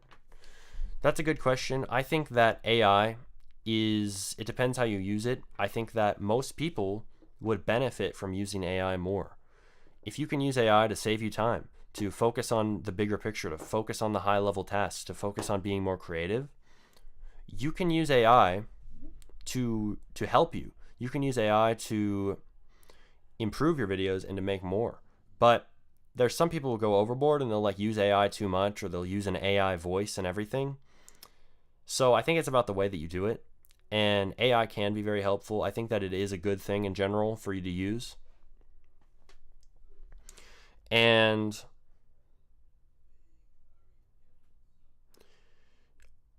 a lot of people will get concerned, for example, about like AI art or music. I would say that, yeah, it can be a concern for artists. It can be, for sure.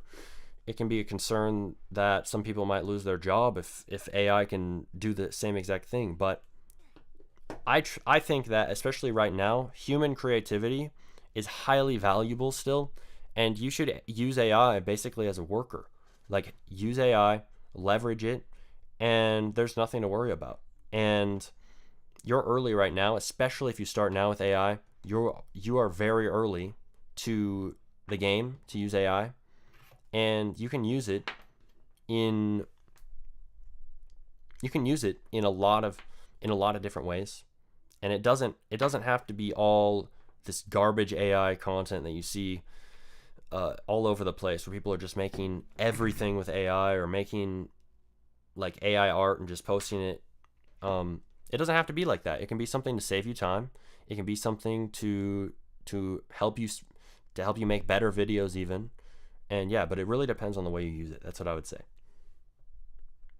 And I also talked about this on the last stream with Modern Chris. I talked about AI in a segment of that, and I discussed how a lot of people will be hating on AI, or saying AI is this big horrible monster that we have to defeat. And I said, you know what? You should be on the other side of things. You should be using AI. You should be finding ways to leverage it. You should be finding ways to save time with it, to gain from it. Don't rely on it completely, but be on the side of using it to save you time, because there's no stopping AI. I know a lot of people will get mad about AI or the fact that it's advancing so quickly. And those people, unfortunately, that's a bunch of wasted energy to fight it off, or to get angry about it, or to make tweets about how bad it is to use it, or how much it's detrimenting artists. I mean, you can speak your opinion, but like, the thing is, it's better to focus, how can I use that? Because it's not going to change, unfortunately. The progression of AI is really fast, and there's no stopping it, fortunately. Or fortunately, if you use it well.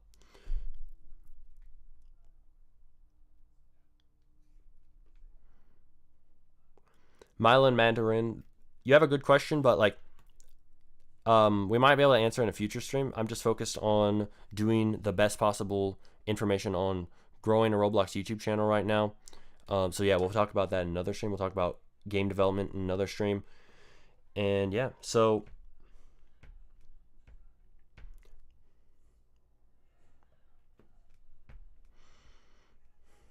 Sea Dragon said, how is One Cole so goated? Okay, I'll answer this one. It's a bit into the game development. He's goated because he has some of the best information on like growing your games. You should follow him on X. He's really cool. And he also started like Social Seed. It's pretty cool. I might try and get him on the podcast sometime. And yeah, but yeah, Social Seed's really cool. It's like a site for getting influencers to promote your game and to play your game, and that's really cool. That's really useful for a lot of people, and I think he's giving a lot of information that most most front page devs, like he is a front page dev. Most front page dev, they don't give that level of value, and they don't provide content about how did they grow their games and how did they end up on the front page. And I think he stands out a lot because he does that. That's amazing. So yeah, follow him, One Cole, if you haven't already. If you're a developer, you should follow him. He's awesome. Someone asks, hey Smarty, if you're trying to get your game advertised via influencers, how would you approach it? Okay, this is somewhat related to YouTube, so I will answer this question. I would approach this by going to their email and writing professionally to them first, because oftentimes people will go to their DMs, or they will tweet at them, or they'll do something like that, and you're much more likely to get a reply from an influencer if you email them and if you are professional, because they're just more likely to respond to that. And especially these larger YouTubers, you're more likely to get a response from them via email where they aren't getting blown up as much. But it has to be serious, it has to be professional, and it has to be business. It has to be business oriented. Secondly, I would also make sure that you focus on value first with influencers. Influencers, I've talked about this in a tweet, influencers have very busy schedules. A lot of people will ask them for things. Can you please promote my game? Can you please join my game? And the thing is, most influencers, they aren't really able to respond to things and give to these requests, even though we wish we could. And we appreciate our fans. The thing is, like, we get a lot of messages often. And if you give first, and if you're like, okay, hey, I'll give you a pet in my game, and I'll give you some promotion any way I can from my game, etc. If you find ways to help that Roblox YouTuber or influencer, if you find ways to give them value before you ask for a promotion of your game or a playthrough of your game, you're going to be much more likely to get it. It's just human psychology, reciprocity. And if you frame your email correctly, if you say, you're going to get this, you're going to get this and this and this, blah, blah, blah, I'd like to give you this. And for five short minutes of your time, do you think that you could give me some advice? Or for 20 short minutes of your time, do you think you could play it, show it in a video, etc.? If you frame it this way, it seems like, oh, they're getting all this up front. You're giving them all this, a pet. You're giving them an egg. You're giving them content ideas. And then you're asking, okay, just a short amount of time, can you come check out my game? That's the best way to go at it with influencers. And yeah. Goat, amazing info. Yeah, no problem. So let's see. So we're discussing how to go viral on Roblox YouTube. I have talked about a lot on this stream. This has gone on for a good amount of time, and we're going to keep going, and we're going to discuss more topics on growing on Roblox YouTube, going viral. And yeah, so the next thing I'd like to talk about is the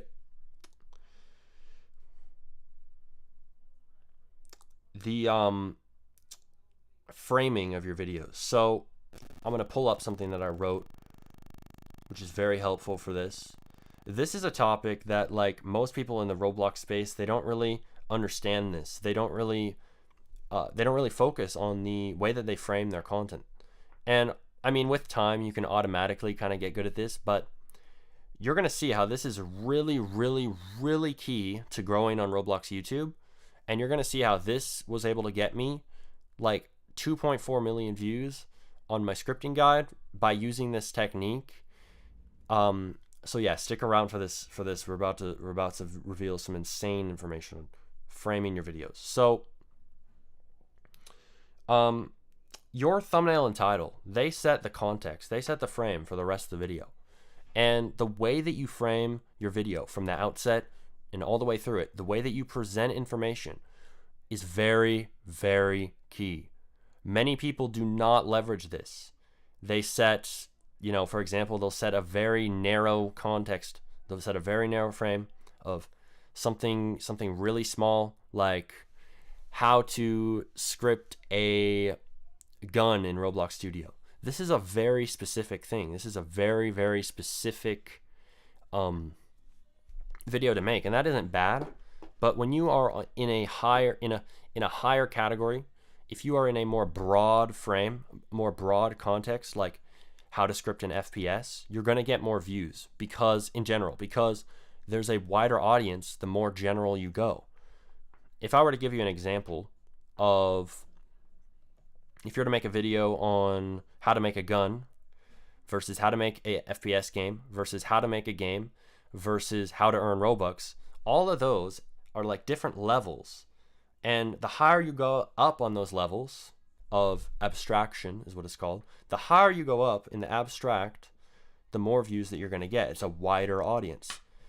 You'll see on my channel, that's why I upload Robux videos, because Robux videos, that interests a lot of people, and we can get a lot more people into development by making Robux videos. And I will say, I have guides on my channel about how to earn scripting. You can earn Robux with that.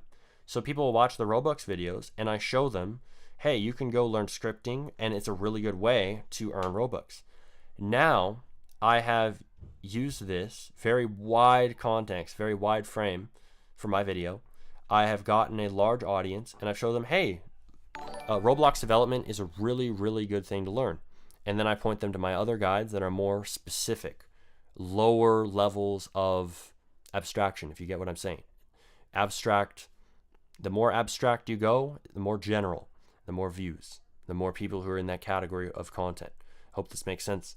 But yeah, so that is how you set, like, basically the context for your video. So the wider the frame, the wider the topic, the more views you can generally get. Obviously, it can be good sometimes to go more specific. But yeah, so now the second point with framing is something that you might notice with the easiest beginner guide to Roblox scripting is that I said easiest in the title. I said, this is the easiest guide. Now, the reason why is because if I had titled the video, How to Script on Roblox 2022, that was when it was made. If I had titled it that, it's like every other video. It is not unique. It is the same. And also, it doesn't present the most prominent thing I'd like you to focus on, which is how easy it is. That's something very key for a lot of people. So what I did is I framed the video as the easiest guide. I said, hey, I made a very easy guide. It's much more simple than the other videos. It's true. And I said, this is the easiest beginner guide to Roblox scripting. So by shifting the way that I framed the video and presented the video and emphasized the easiness of the guide, I completely changed the meaning of the whole video, and I completely changed the impact it could have and the amount of views it could get. And by framing the video as the easiest beginner guide to Roblox scripting, it was able to get 2.4 million views, help a lot of people learn scripting, help a lot of people learn it easier. And if you can focus on how you frame your videos, how do you present your information in the video, in the title, in the thumbnail, how do you set the context of your video the best? If you focus on the framing of the video, you can do a lot better, because our brains, they like shortcuts, and framing is a shortcut for our mind to focus on certain aspects over others. And when you frame your videos, when you focus on how you frame it, how you present it, you can change the way that your video is perceived from the outset all the way through to the end of the video. And it's a very key thing that not a lot of YouTubers really, really understand. And if you do, you can gain a lot from doing this properly. You can see a subtle shift in the way that I framed the video allowed it to get a ton more views. This is an example of the power of framing your videos correctly. There's another aspect to it. So you could, for example, I would say that going back to the Robux thing, speaking about development topics inside of a video that is about Robux, I have, I pulled in the widest audience by having the widest frame possible, which is Robux, a very general topic. I've pulled in the widest audience, and I've set that context of Robux. Now, when I present development topics as a good option to earn Robux within that video, now they're within the context, within the frame of Robux. Now the people who are looking for that wider topic of Robux, when they click on that video, they're going to be more likely to learn development, to look into those skills, because it's in the context, because it's within the frame of Robux. Now, this is such a powerful tool for influence, for YouTube, for persuasion, because you are changing the entire way everything is perceived just by the context it's placed within. When I place my video within that context, within that frame of this is a video about Robux, now the people who might not have been as interested in development before, but are interested in Robux, are more likely to want to learn those skills. And it's able to make people more productive and able to learn the more effective skills that actually work, because let's face it, a lot of ways to earn Robux and a lot of the videos on it are just completely fake scams. And it's really helpful to people when I use this framing in the video, because I can show them the real ways to earn Robux, and it's all because of the framing of the video. Now, when you understand this as a YouTuber, you can truly make a lot better videos. You can reach wider audiences. You can show people ideas in ways that they would have never considered them before. But when you attach it to the right thing, when you attach it to the right benefit, when you attach it to the right context, they will. And it really can help a lot of people get a lot of value from your videos. And it's truly something to focus on, because it can be really hard if someone's never heard of scripting, for example. It's going to be really unlikely that they're going to want to learn about how to do module scripts. Module scripts are a specific script in Roblox. You can store functions in them. You can store a whole bunch of things in them. They're very useful.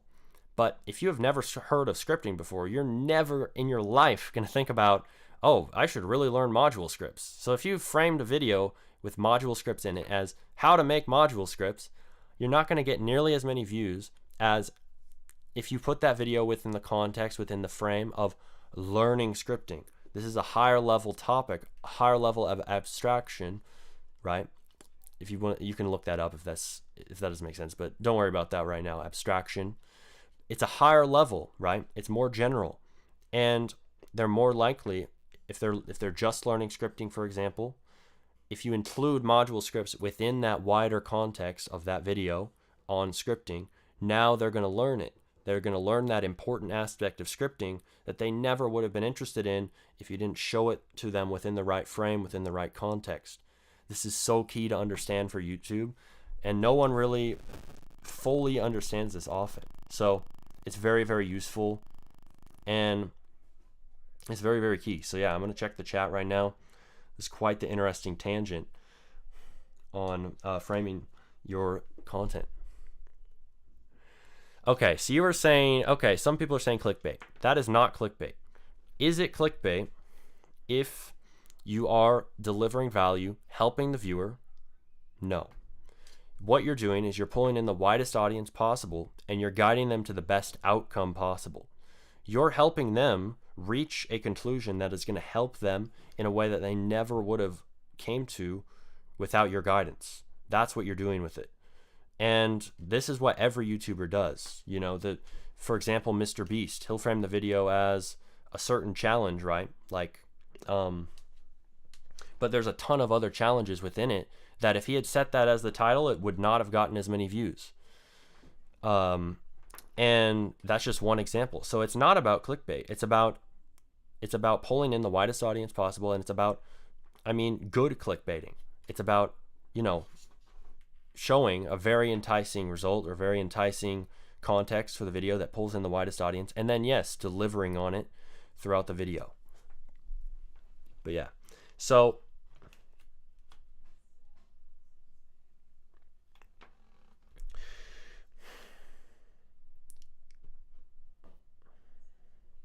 Sea Dragon said, what's higher than how to get Robux? Maybe why you want Robux? Well, a higher level category for that would be probably a higher level of abstraction. A higher level category would probably be Roblox as a whole.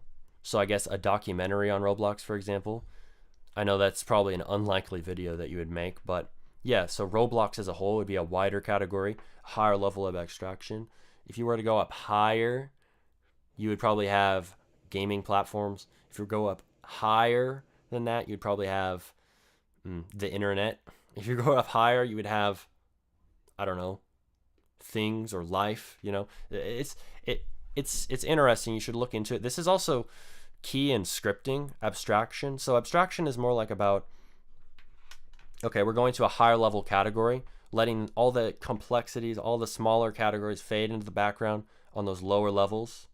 And in scripting, that's something key with scripting, because abstraction allows you to make a script, like a module script. You can make a certain function in that script, and then you can use that function in another script, and now that code's running in the background, and all you have to type is all you have to do is call that function in that other script. So that's an example of like abstraction. It ties into game development too. It's an interesting topic. I'd look into it. But yeah. Pricks has said, most clickbait is negative since they don't deliver on what the title claims to be. True, I would agree that a lot of clickbait is negative. And when you are making great videos and you focus on making amazing content and you set an enticing thumbnail and title, you are not clickbaiting. You are guiding the viewer to something that they always wanted but never knew it. You're creating a journey for them. That's what you're doing if you do it right. I think after gaming is entertainment industry, Sea Dragon said. Correct. You're getting it. So if you can think this way, and like these different levels of abstraction, I know it sounds complicated, but if you can think this way, dude, you can understand how to grow your channel a lot more, because this is a way to think a lot more in a complex way, I guess, in a way that gives you a view of all the different things that exist, and it gives you a good view of a good view of just like making your videos better and how to frame your videos. So yeah, interesting topic. It's also helpful for scripting, as I said. Abstraction, good concept to look into. It's not as complicated as it sounds, trust me. But yeah, watch some videos on it. Really cool. The next thing, Core Discord said, what should be the first videos I make for my channel? Good question. So for your channel, we've talked about this a lot. I'd recommend after this stream is over, you can watch earlier in the stream. You can see I was talking about authenticity, personality, inspiration, just start, all these different topics, and these will help you get an idea of the first videos you should make. But really, start with anything, whatever you're interested in right now on Roblox, like the game you're playing, for example, the game you like to play the most. Just put out videos on that. Put out videos on anything to start, and that's going to get the ball rolling to start to gain momentum later.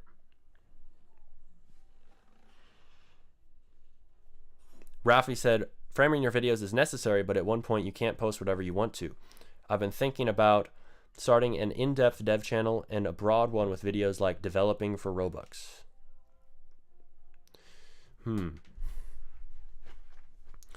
Yeah, that's an interesting point that I'm not exactly sure if I'm fully grasping your point, but yeah, I guess there is a point where, yeah, if you go up too high in the levels of how general it is, it might be pointless. But it's not about not making specific videos. It's about getting to the highest level of abstraction and then guiding people down a journey to learning about the things that are more specific that they might not have been interested in without that context, without that framing. Got idle kicked again from the game, dang it. Okay, we're joining back in. It's all good. Disconnected is wild, yeah. For real.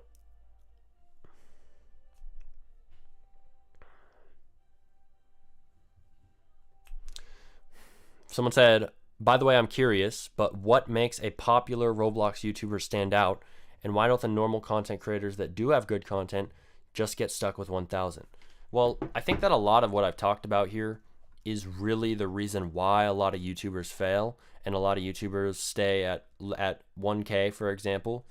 It's because they Well, it could be a lot of reasons, but it could be because of their authenticity, as we talked about earlier. Are they being authentic, or are they just copying other YouTubers? If you're at that size, you're at a point where being more authentic is going to be very helpful for you, because you can start to differentiate yourself. You have an audience. You're starting to build a connection with your viewers. It's a very good opportunity to start to build that channel larger. Now, that's what holds a lot of people back oftentimes, is that authenticity. But also is, I would say,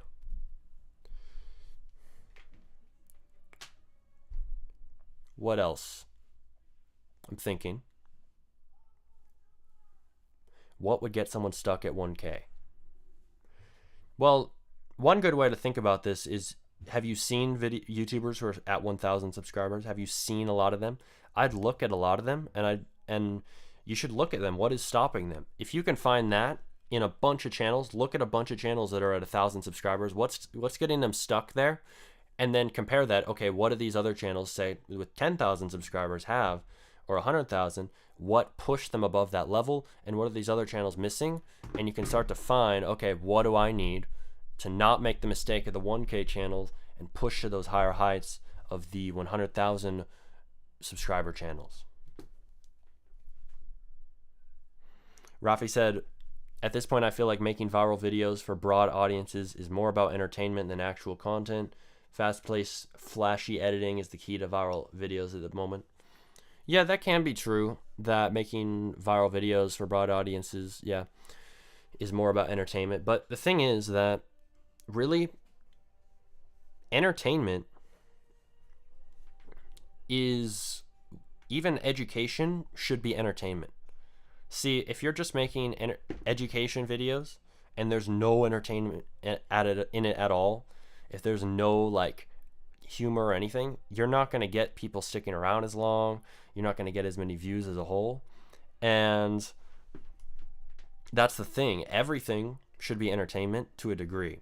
And the higher that you go on the entertainment scale, the more you crank that up, the more that you can start to get more views. And that's the thing, that you always want to frame your content more so as entertainment. So, for example, if you look at the easiest beginner guide to Roblox scripting, yeah, it's a scripting guide, but it's very much so framed as entertaining. It's the easiest. It's got bright colors. It's got a really funny intro. It's got good humor throughout. It's framed as entertainment to a certain degree, and that's what helped it to get so many views. It's a really good example of framing, adding in entertainment, making that, isn't there a word for it, like edutainment, whatever it's called, making that edutaining, this sounds so cringe, edutaining content. And yeah,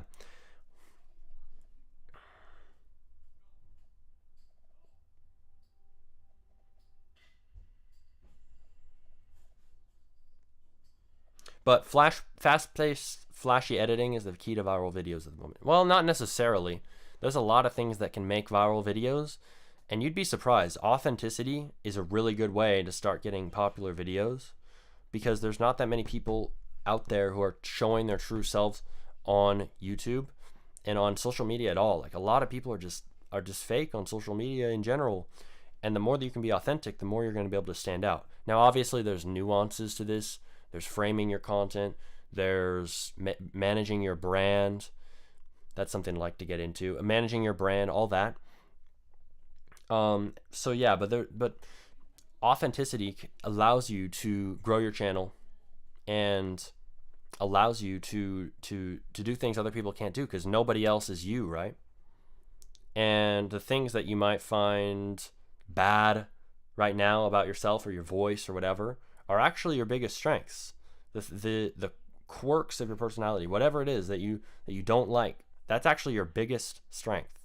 And that's something insane that I learned. Myron Golden, he's a YouTuber, he was talking about this, a business YouTuber. And I was like, that's such a good point, especially for YouTubers, because there's so many people who don't realize that those things that make them unique, even if they're embarrassed by them, they can make you very successful when you're just your authentic self. It's very interesting because you'll stand out. There's no one else who is just like you as a person.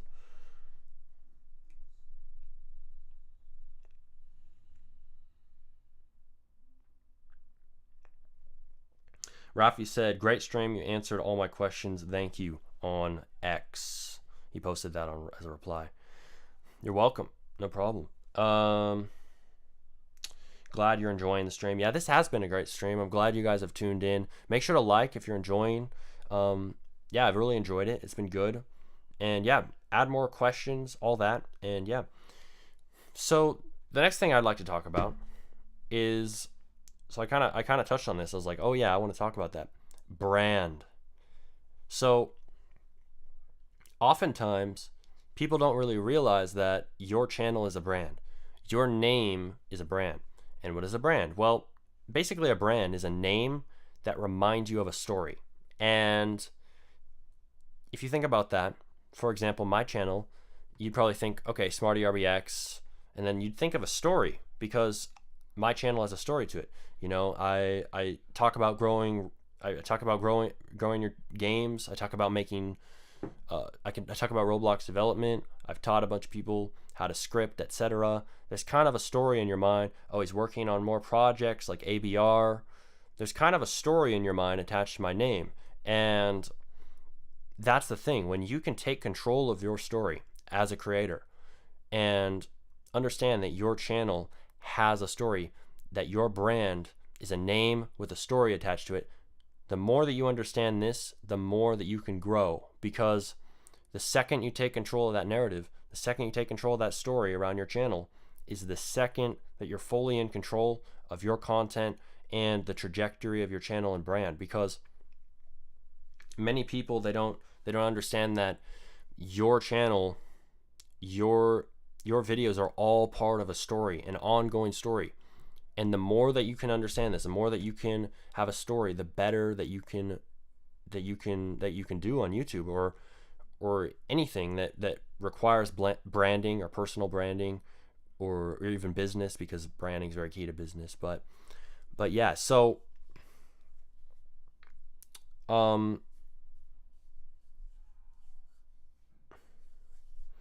adding on to this, there was something else I was going to say. Let me think for a second. What was it?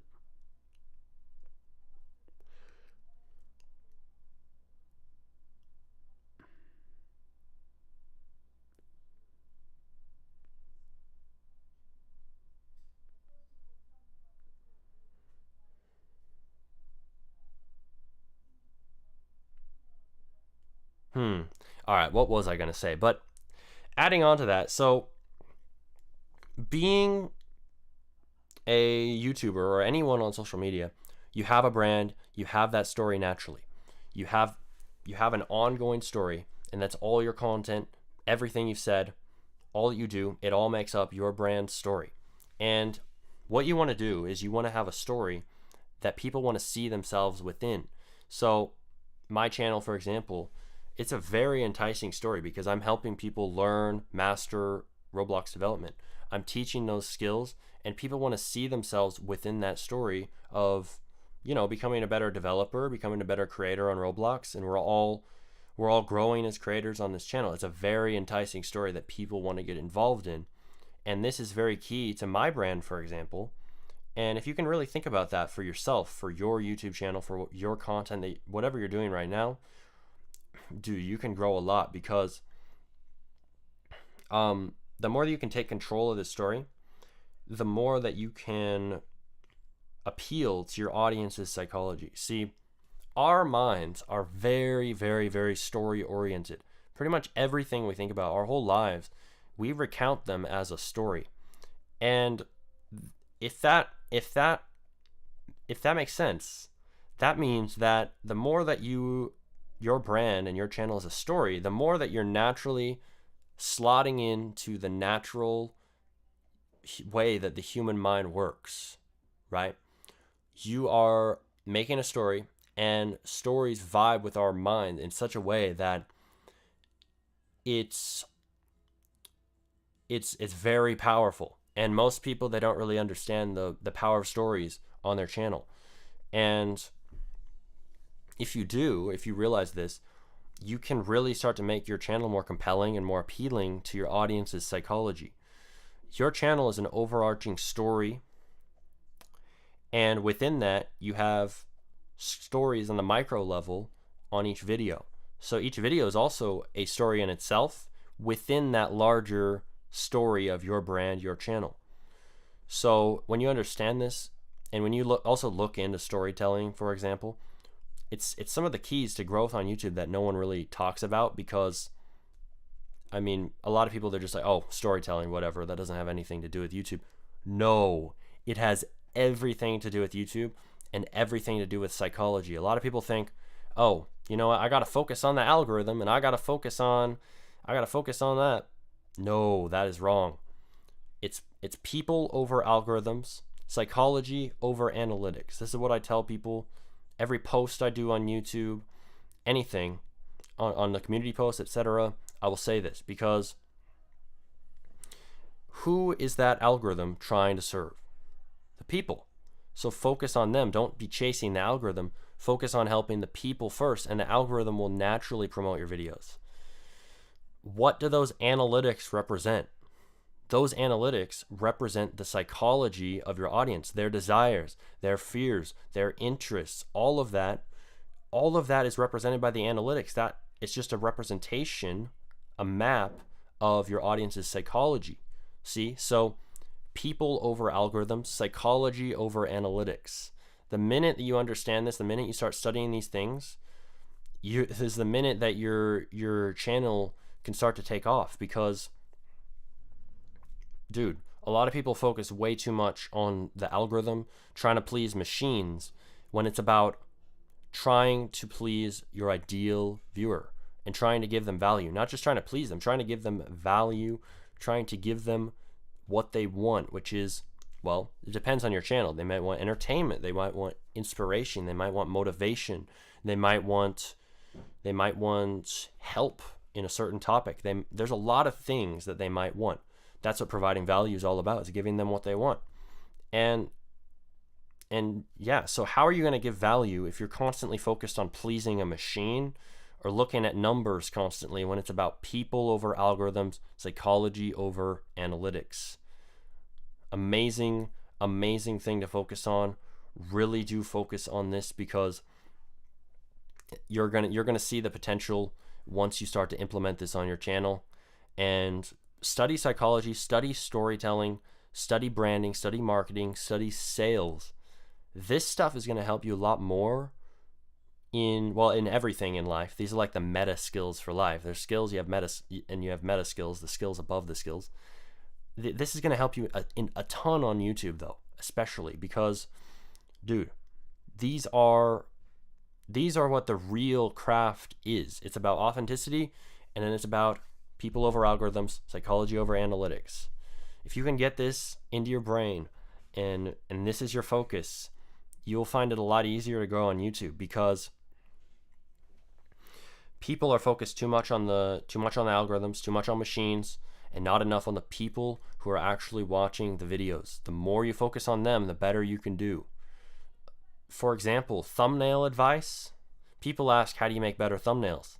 Well, the best thumbnail advice I have ever heard is all about the psychology, not about some random trick that isn't about anything about the people or the psychology. The best thumbnail advice I've heard is about psychology. An example of this would be, people are looking at the homepage. They open the homepage, they're scanning across everything, and if your video doesn't catch their attention within a second or a few seconds, your video's done. It's not getting any views. And that's all about the psychology. It's about attention spans. It's about colors, how they stand out to the human eye.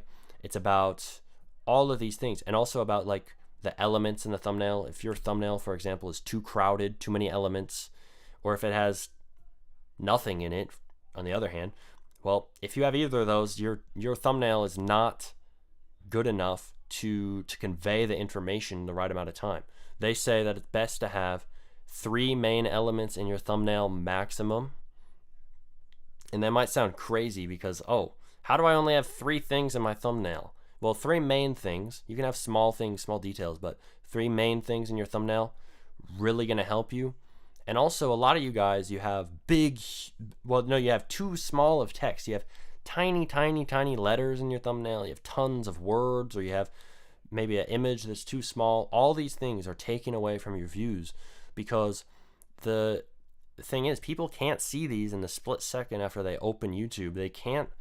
They just can't. And especially on a phone screen where things are super small, they can't see it. And yeah, so size up your text. Make your text bigger. Make it so people can see your stuff within a split second, know what the video's about. Really going to help you. And as you can see, this going back to the meta point about what I'm saying is that people over algorithms, psychology over analytics. All the best YouTube advice is about this. That example about thumbnails shows you the best YouTube advice is always goes down to the psychology. And the more you understand this, the more you can grow your channel. People in the Roblox space, often, they don't know anything about this topic. And I don't blame them, because it's often not promoted to them at the mainstream. These videos, they're talking about, oh, you should have a good logo, and you should have a good editing software, blah, blah, blah, blah, blah. You should please the algorithm. You should follow. No, that isn't what it's about. The truth is, it's about people over algorithms, psychology over analytics. If you study psychology, if you truly talk to your audience, truly connect with your audience, truly try to provide value to them, provide to them what they want, if you truly do that, you're going to grow a lot more.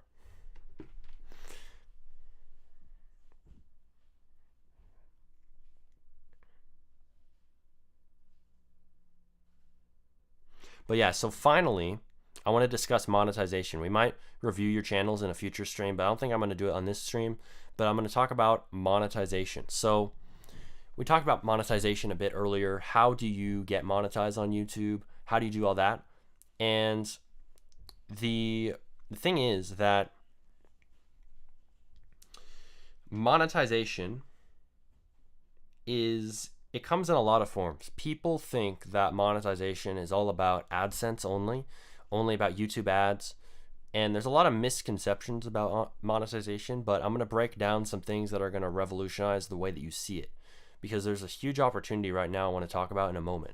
So monetization, you can get your channel monetized once you reach the requirements in YouTube Studio. They have changed them recently. I'm not exactly sure what they are at the moment, but you can reach those requirements and you can get ads on your channel. You can get memberships. You can get all of these different things, and you can start monetizing. And monetization, people think, oh yeah, it's nice to get money, but that's not all. It's also about improving your channel. The minute that I got my first like $500 from YouTube, I got a better mic. I got the mic I'm using now, Rode NT1. The minute I got that, I was like, I'm not going to spend this on random stuff. I'm not going to spend this on a bunch of Pet Simulator pets or something like that. No. I'm going to spend this on a Rode NT1, and I'm going to make my videos better. And that's what it is about. It's about reinvesting. And this goes for a lot of things in life in general, but reinvesting really going to help you. What did Mr. Beast do? He took his first sponsor, he went outside and he gave it to a homeless guy for his video, and he really funded his entire channel. All the money went right back in instantly. From the first sponsor he got, it all went to a homeless dude for a video to make that great piece of content that ended up earning, well, probably earning more than that sponsor even gave him. It was like $15,000 or something, right? Yeah, but that's such a good point. Now, the point I want to make, what I mentioned earlier, the key about monetization that's going to help you a lot, is that Roblox YouTube oftentimes is not the best for monetization. Now, a lot of people in the Roblox space, obviously it's a younger audience often. It is a lot of it is gameplay content, and these audiences are not as good as for monetization as another audience, which is game development. The game dev audience, when you make a dev channel, you can earn a lot more off your channel. Not only is it, in my opinion, more fun, a lot more content opportunities, a lot more uniqueness, a lot more flexibility. Not only does it have all those things, it's also better for monetization. Why? Because development channels, you can promote games. You're in a spot to make devlogs, promote games, and you can earn money off of the game. For example, you can monetize off of the game as well. You can also sell assets. You can sell packs of low poly models, for example. You can sell scripting systems to help your audience more, and you can earn from these as well. And there's a lot of different things that you can do with a dev channel that you can't do with other types of channels.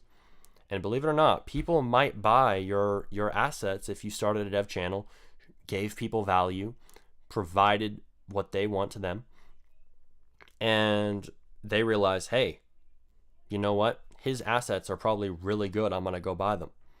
And that's what you can do with a dev channel. Happy does this, for example. Whole bunch of development content creators are starting to get on this. I've done this. It's amazing. And you can help your audience more, and you can earn as well. It's a really good opportunity. Now, there's also info products. You can sell ebook. You could sell a book even. There's a lot of people on Amazon who sell a book on development. I sell like scripting secrets, for example, course on development. There's a whole bunch of things you can do. And if you're providing as much value as possible to your audience, and that's the first thing, people over algorithms, psychology over analytics, not only are you helping your audience a ton, you're also able to gain monetization. And that's from the reciprocity principle in psychology and in persuasion. The more value you give, the more you give, especially give without anything expected in return, the more that people are like, I want to give back. It's just a natural human thing. And that's why monetization works so well. That's why selling works so well. And when you sell this way, it's focused on them first. You're giving them value, and it's a win-win on both sides. A lot of people, most people, they don't like selling because, selling is just like, people think selling isn't good because the only sales people or the only selling that they've seen is not good selling. It's selling that's nagging, it's selling that's annoying, and that is not good selling.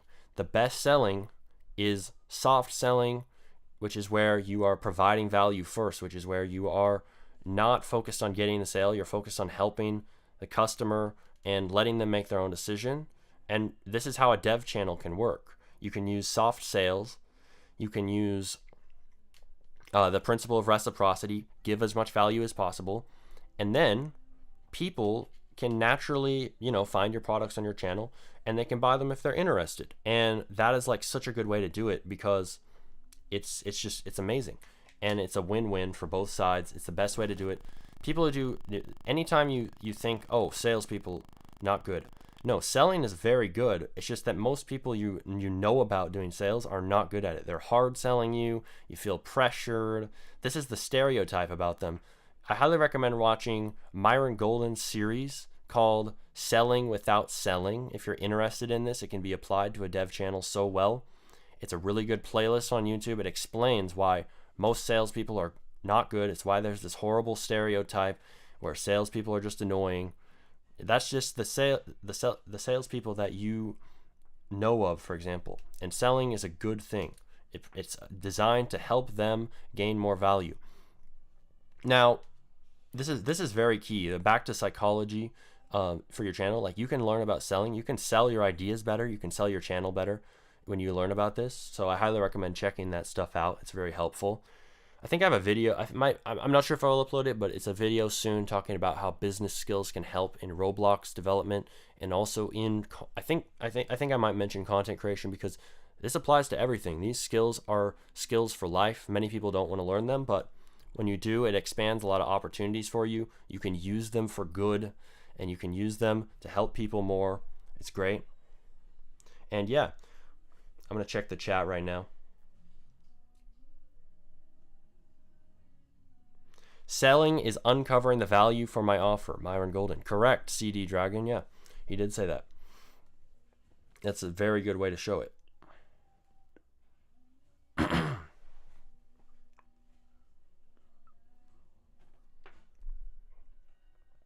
But yeah, another example that Myron Golden talks about for selling is that did someone come to you and ask you, knock at your door and say, would you like to buy an iPhone?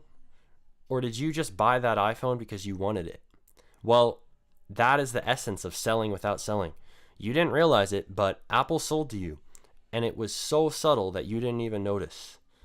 And you felt like you came to your own conclusion, when what they did was they created an environment where you felt like buying. This is what you're doing when you make a dev channel and you make great content that provides value, and you mention, hey, I have a site that'll help you, and you can go there and you can get great stuff if you'd like. And that's what you're saying. And it's selling without selling. You're not trying to say, hey, go buy this. No. You are providing them an opportunity to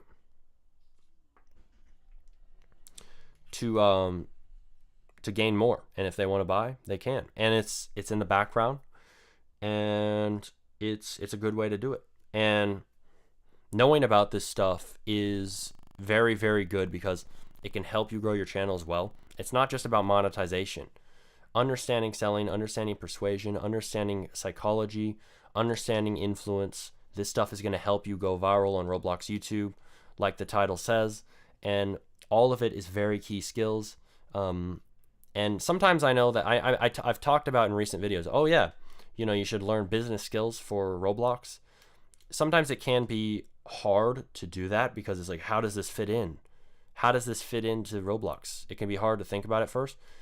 But when you start to realize that psychology, selling, all of this ties into all your communication. Anytime you say words, you are selling your ideas. You are selling yourself even.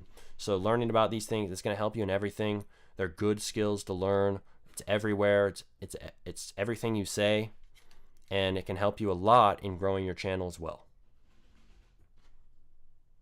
Sea Dragon said people don't want to feel like they're being sold. Exactly. That is correct.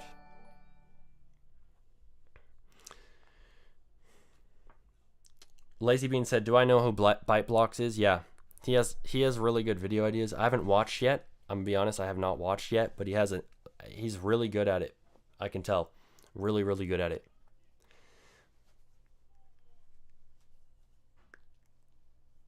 Rafi said, thank you. I just looked up Myron Golden and immediately subbed to him. You're welcome. No problem. I hope it helps. And again, it can be hard to realize how to apply these business insights to Roblox, how to apply it to content creation. But with enough understanding, with enough sinking into the knowledge, and with application, you can start to understand it.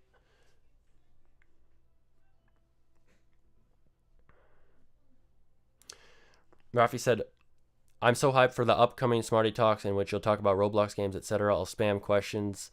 Yep, I'm hyped too. We're going to talk about it a lot. I can't wait to get some great developer guests. Maybe even some people who watch the channel. We might even, it would be cool to do a podcast episode with a bunch of people from the channel, a bunch of people who have gained results, because there's a lot of people out there, those silent winners who have made ROBUX, gotten commissions. I've talked to some of these people, and they don't even say it in the comments and stuff, but they've gained from the commissions. I want to platform these people and really promote them and share their stories. How did my content help? And how did you do the work? Because it's all on you. I mean, if you did the work to get commissions, that's yours, and you deserve more promotion because that's good work. So yeah, I want to platform them. I want to platform them on the podcast. It'll be a really good episode to do. There's a lot of people like that. Dude, I went on this podcast. I posted it in a community post, but nobody watched. And I went on this podcast with these dudes. They have a really small channel, right? And I was just talking about development, talking about content creation, talking about a bunch of stuff on this podcast for an hour or two. And it's this tiny, tiny channel, right? And at the end, he reveals to me, wait, I actually learned how to do commissions from your videos. You got me into development. I was like, what? That's amazing. We just talked for 2 hours or something, or an hour, or however long it was.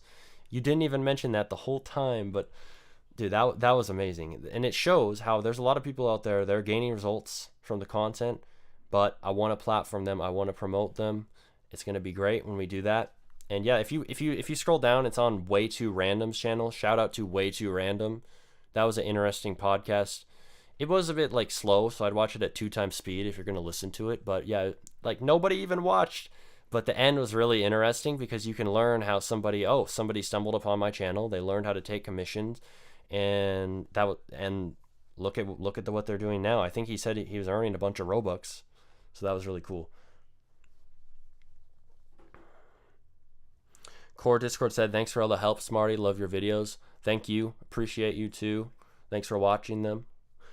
Krista Pricks has said, how do you keep yourself motivated with growing your YouTube channel and dev skills? Well, it can be hard. I would say that there's 2 sides to motivation. There's that genuine passion and that genuine emotion and that genuine feeling like I love this, and it's like almost like play doing it. That's like the highest level of passion. And there's also, on the other hand, there's discipline, raw discipline, just doing the work even when you don't feel like it. And there's both. So at times you're not going to feel passionate at all times. You're not going to feel like doing the work every single day, at every single minute, every single hour. That's the times where you're just like, okay, I'm going to do it anyways. I'm going to push through, and I'm going to do it. And you really need both. You really need both, I've realized with time. And discipline's key, especially if you're just starting. You're like, dude, I feel like I'm not getting any results. You know, you can use discipline, and you can push through it. But on the other hand, it can be very helpful to have strong feeling of passion for your work and motivation to do it. That's also very important too. And finding a way, it can be hard to like find the balance between these, but really just start. It's quite the struggle. Watch some videos on it, but it's quite the struggle. You can learn a lot about how, like, interestingly, like working for yourself on things like this on the internet. You might not realize this, but you are doing one of the hardest tasks in the world. You have to learn how to manage yourself, manage your own time, learn how to push through those different complexities with motivation, like passion versus discipline. And you learn quite a lot about yourself and psychology and all kinds of things, and in doing this kind of work. So remember that when you're doing these things, when you're learning how to make a channel or how to do development, because dude, you're doing some of the hardest work, because you're working. Most people don't work for themselves. Most people never try to do this kind of thing. And dude, you're learning so much about a lot of things. And even if you were to never earn a single Robux or never get a single view, even if you pushed through it and did the work, you would learn a ton that would help you somewhere else. If the work is not working for you now, it is working on you. That's what Myron Golden says. I say, Smarty RBX says, if your videos are not working for you, your videos are working on you. It's the same thing. Your videos are making you better. Making videos is making you better as a person as a whole. It's making you more disciplined, making you more confident, as we talked about earlier, making you more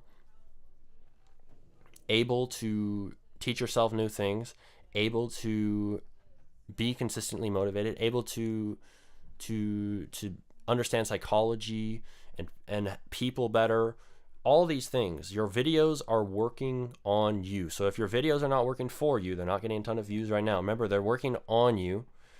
And that is something very key to understand, because it can help you through the deepest ruts of not having any views, because you always remember that they are working on you. Your videos are working on you. They're making you better at a lot of things, not just videos. They're giving you insights. Making videos, even if you're not getting any views, you are learning a lot. If you're trying to improve consistently, if you're working hard at it, you are learning a lot that you would not learn otherwise, that most people will never understand in their lives, because most people never have the audacity or the discipline to start. So if that's you, if you're deciding today to just start your channel, you're in for an insane journey. And dude, you're going to be ahead of most people. Realize, if you're watching till the end right now, you're more disciplined already than most people. The millions of people on right now, swipe on TikTok, right? So this stream has been an insane masterclass on going viral on Roblox YouTube. It's been interesting. It's been quite a ride. And yeah, I will see you in the next stream. Thank you guys for tuning in. And make sure to watch the video on screen. I'm going to put it on the end screen after this is out. Make sure to watch the video on screen to see the Modern Chris stream. It was amazing. Watch the other podcast. There's so much value. If you gain value from this, you're going to gain a ton of value from the other ones. Later.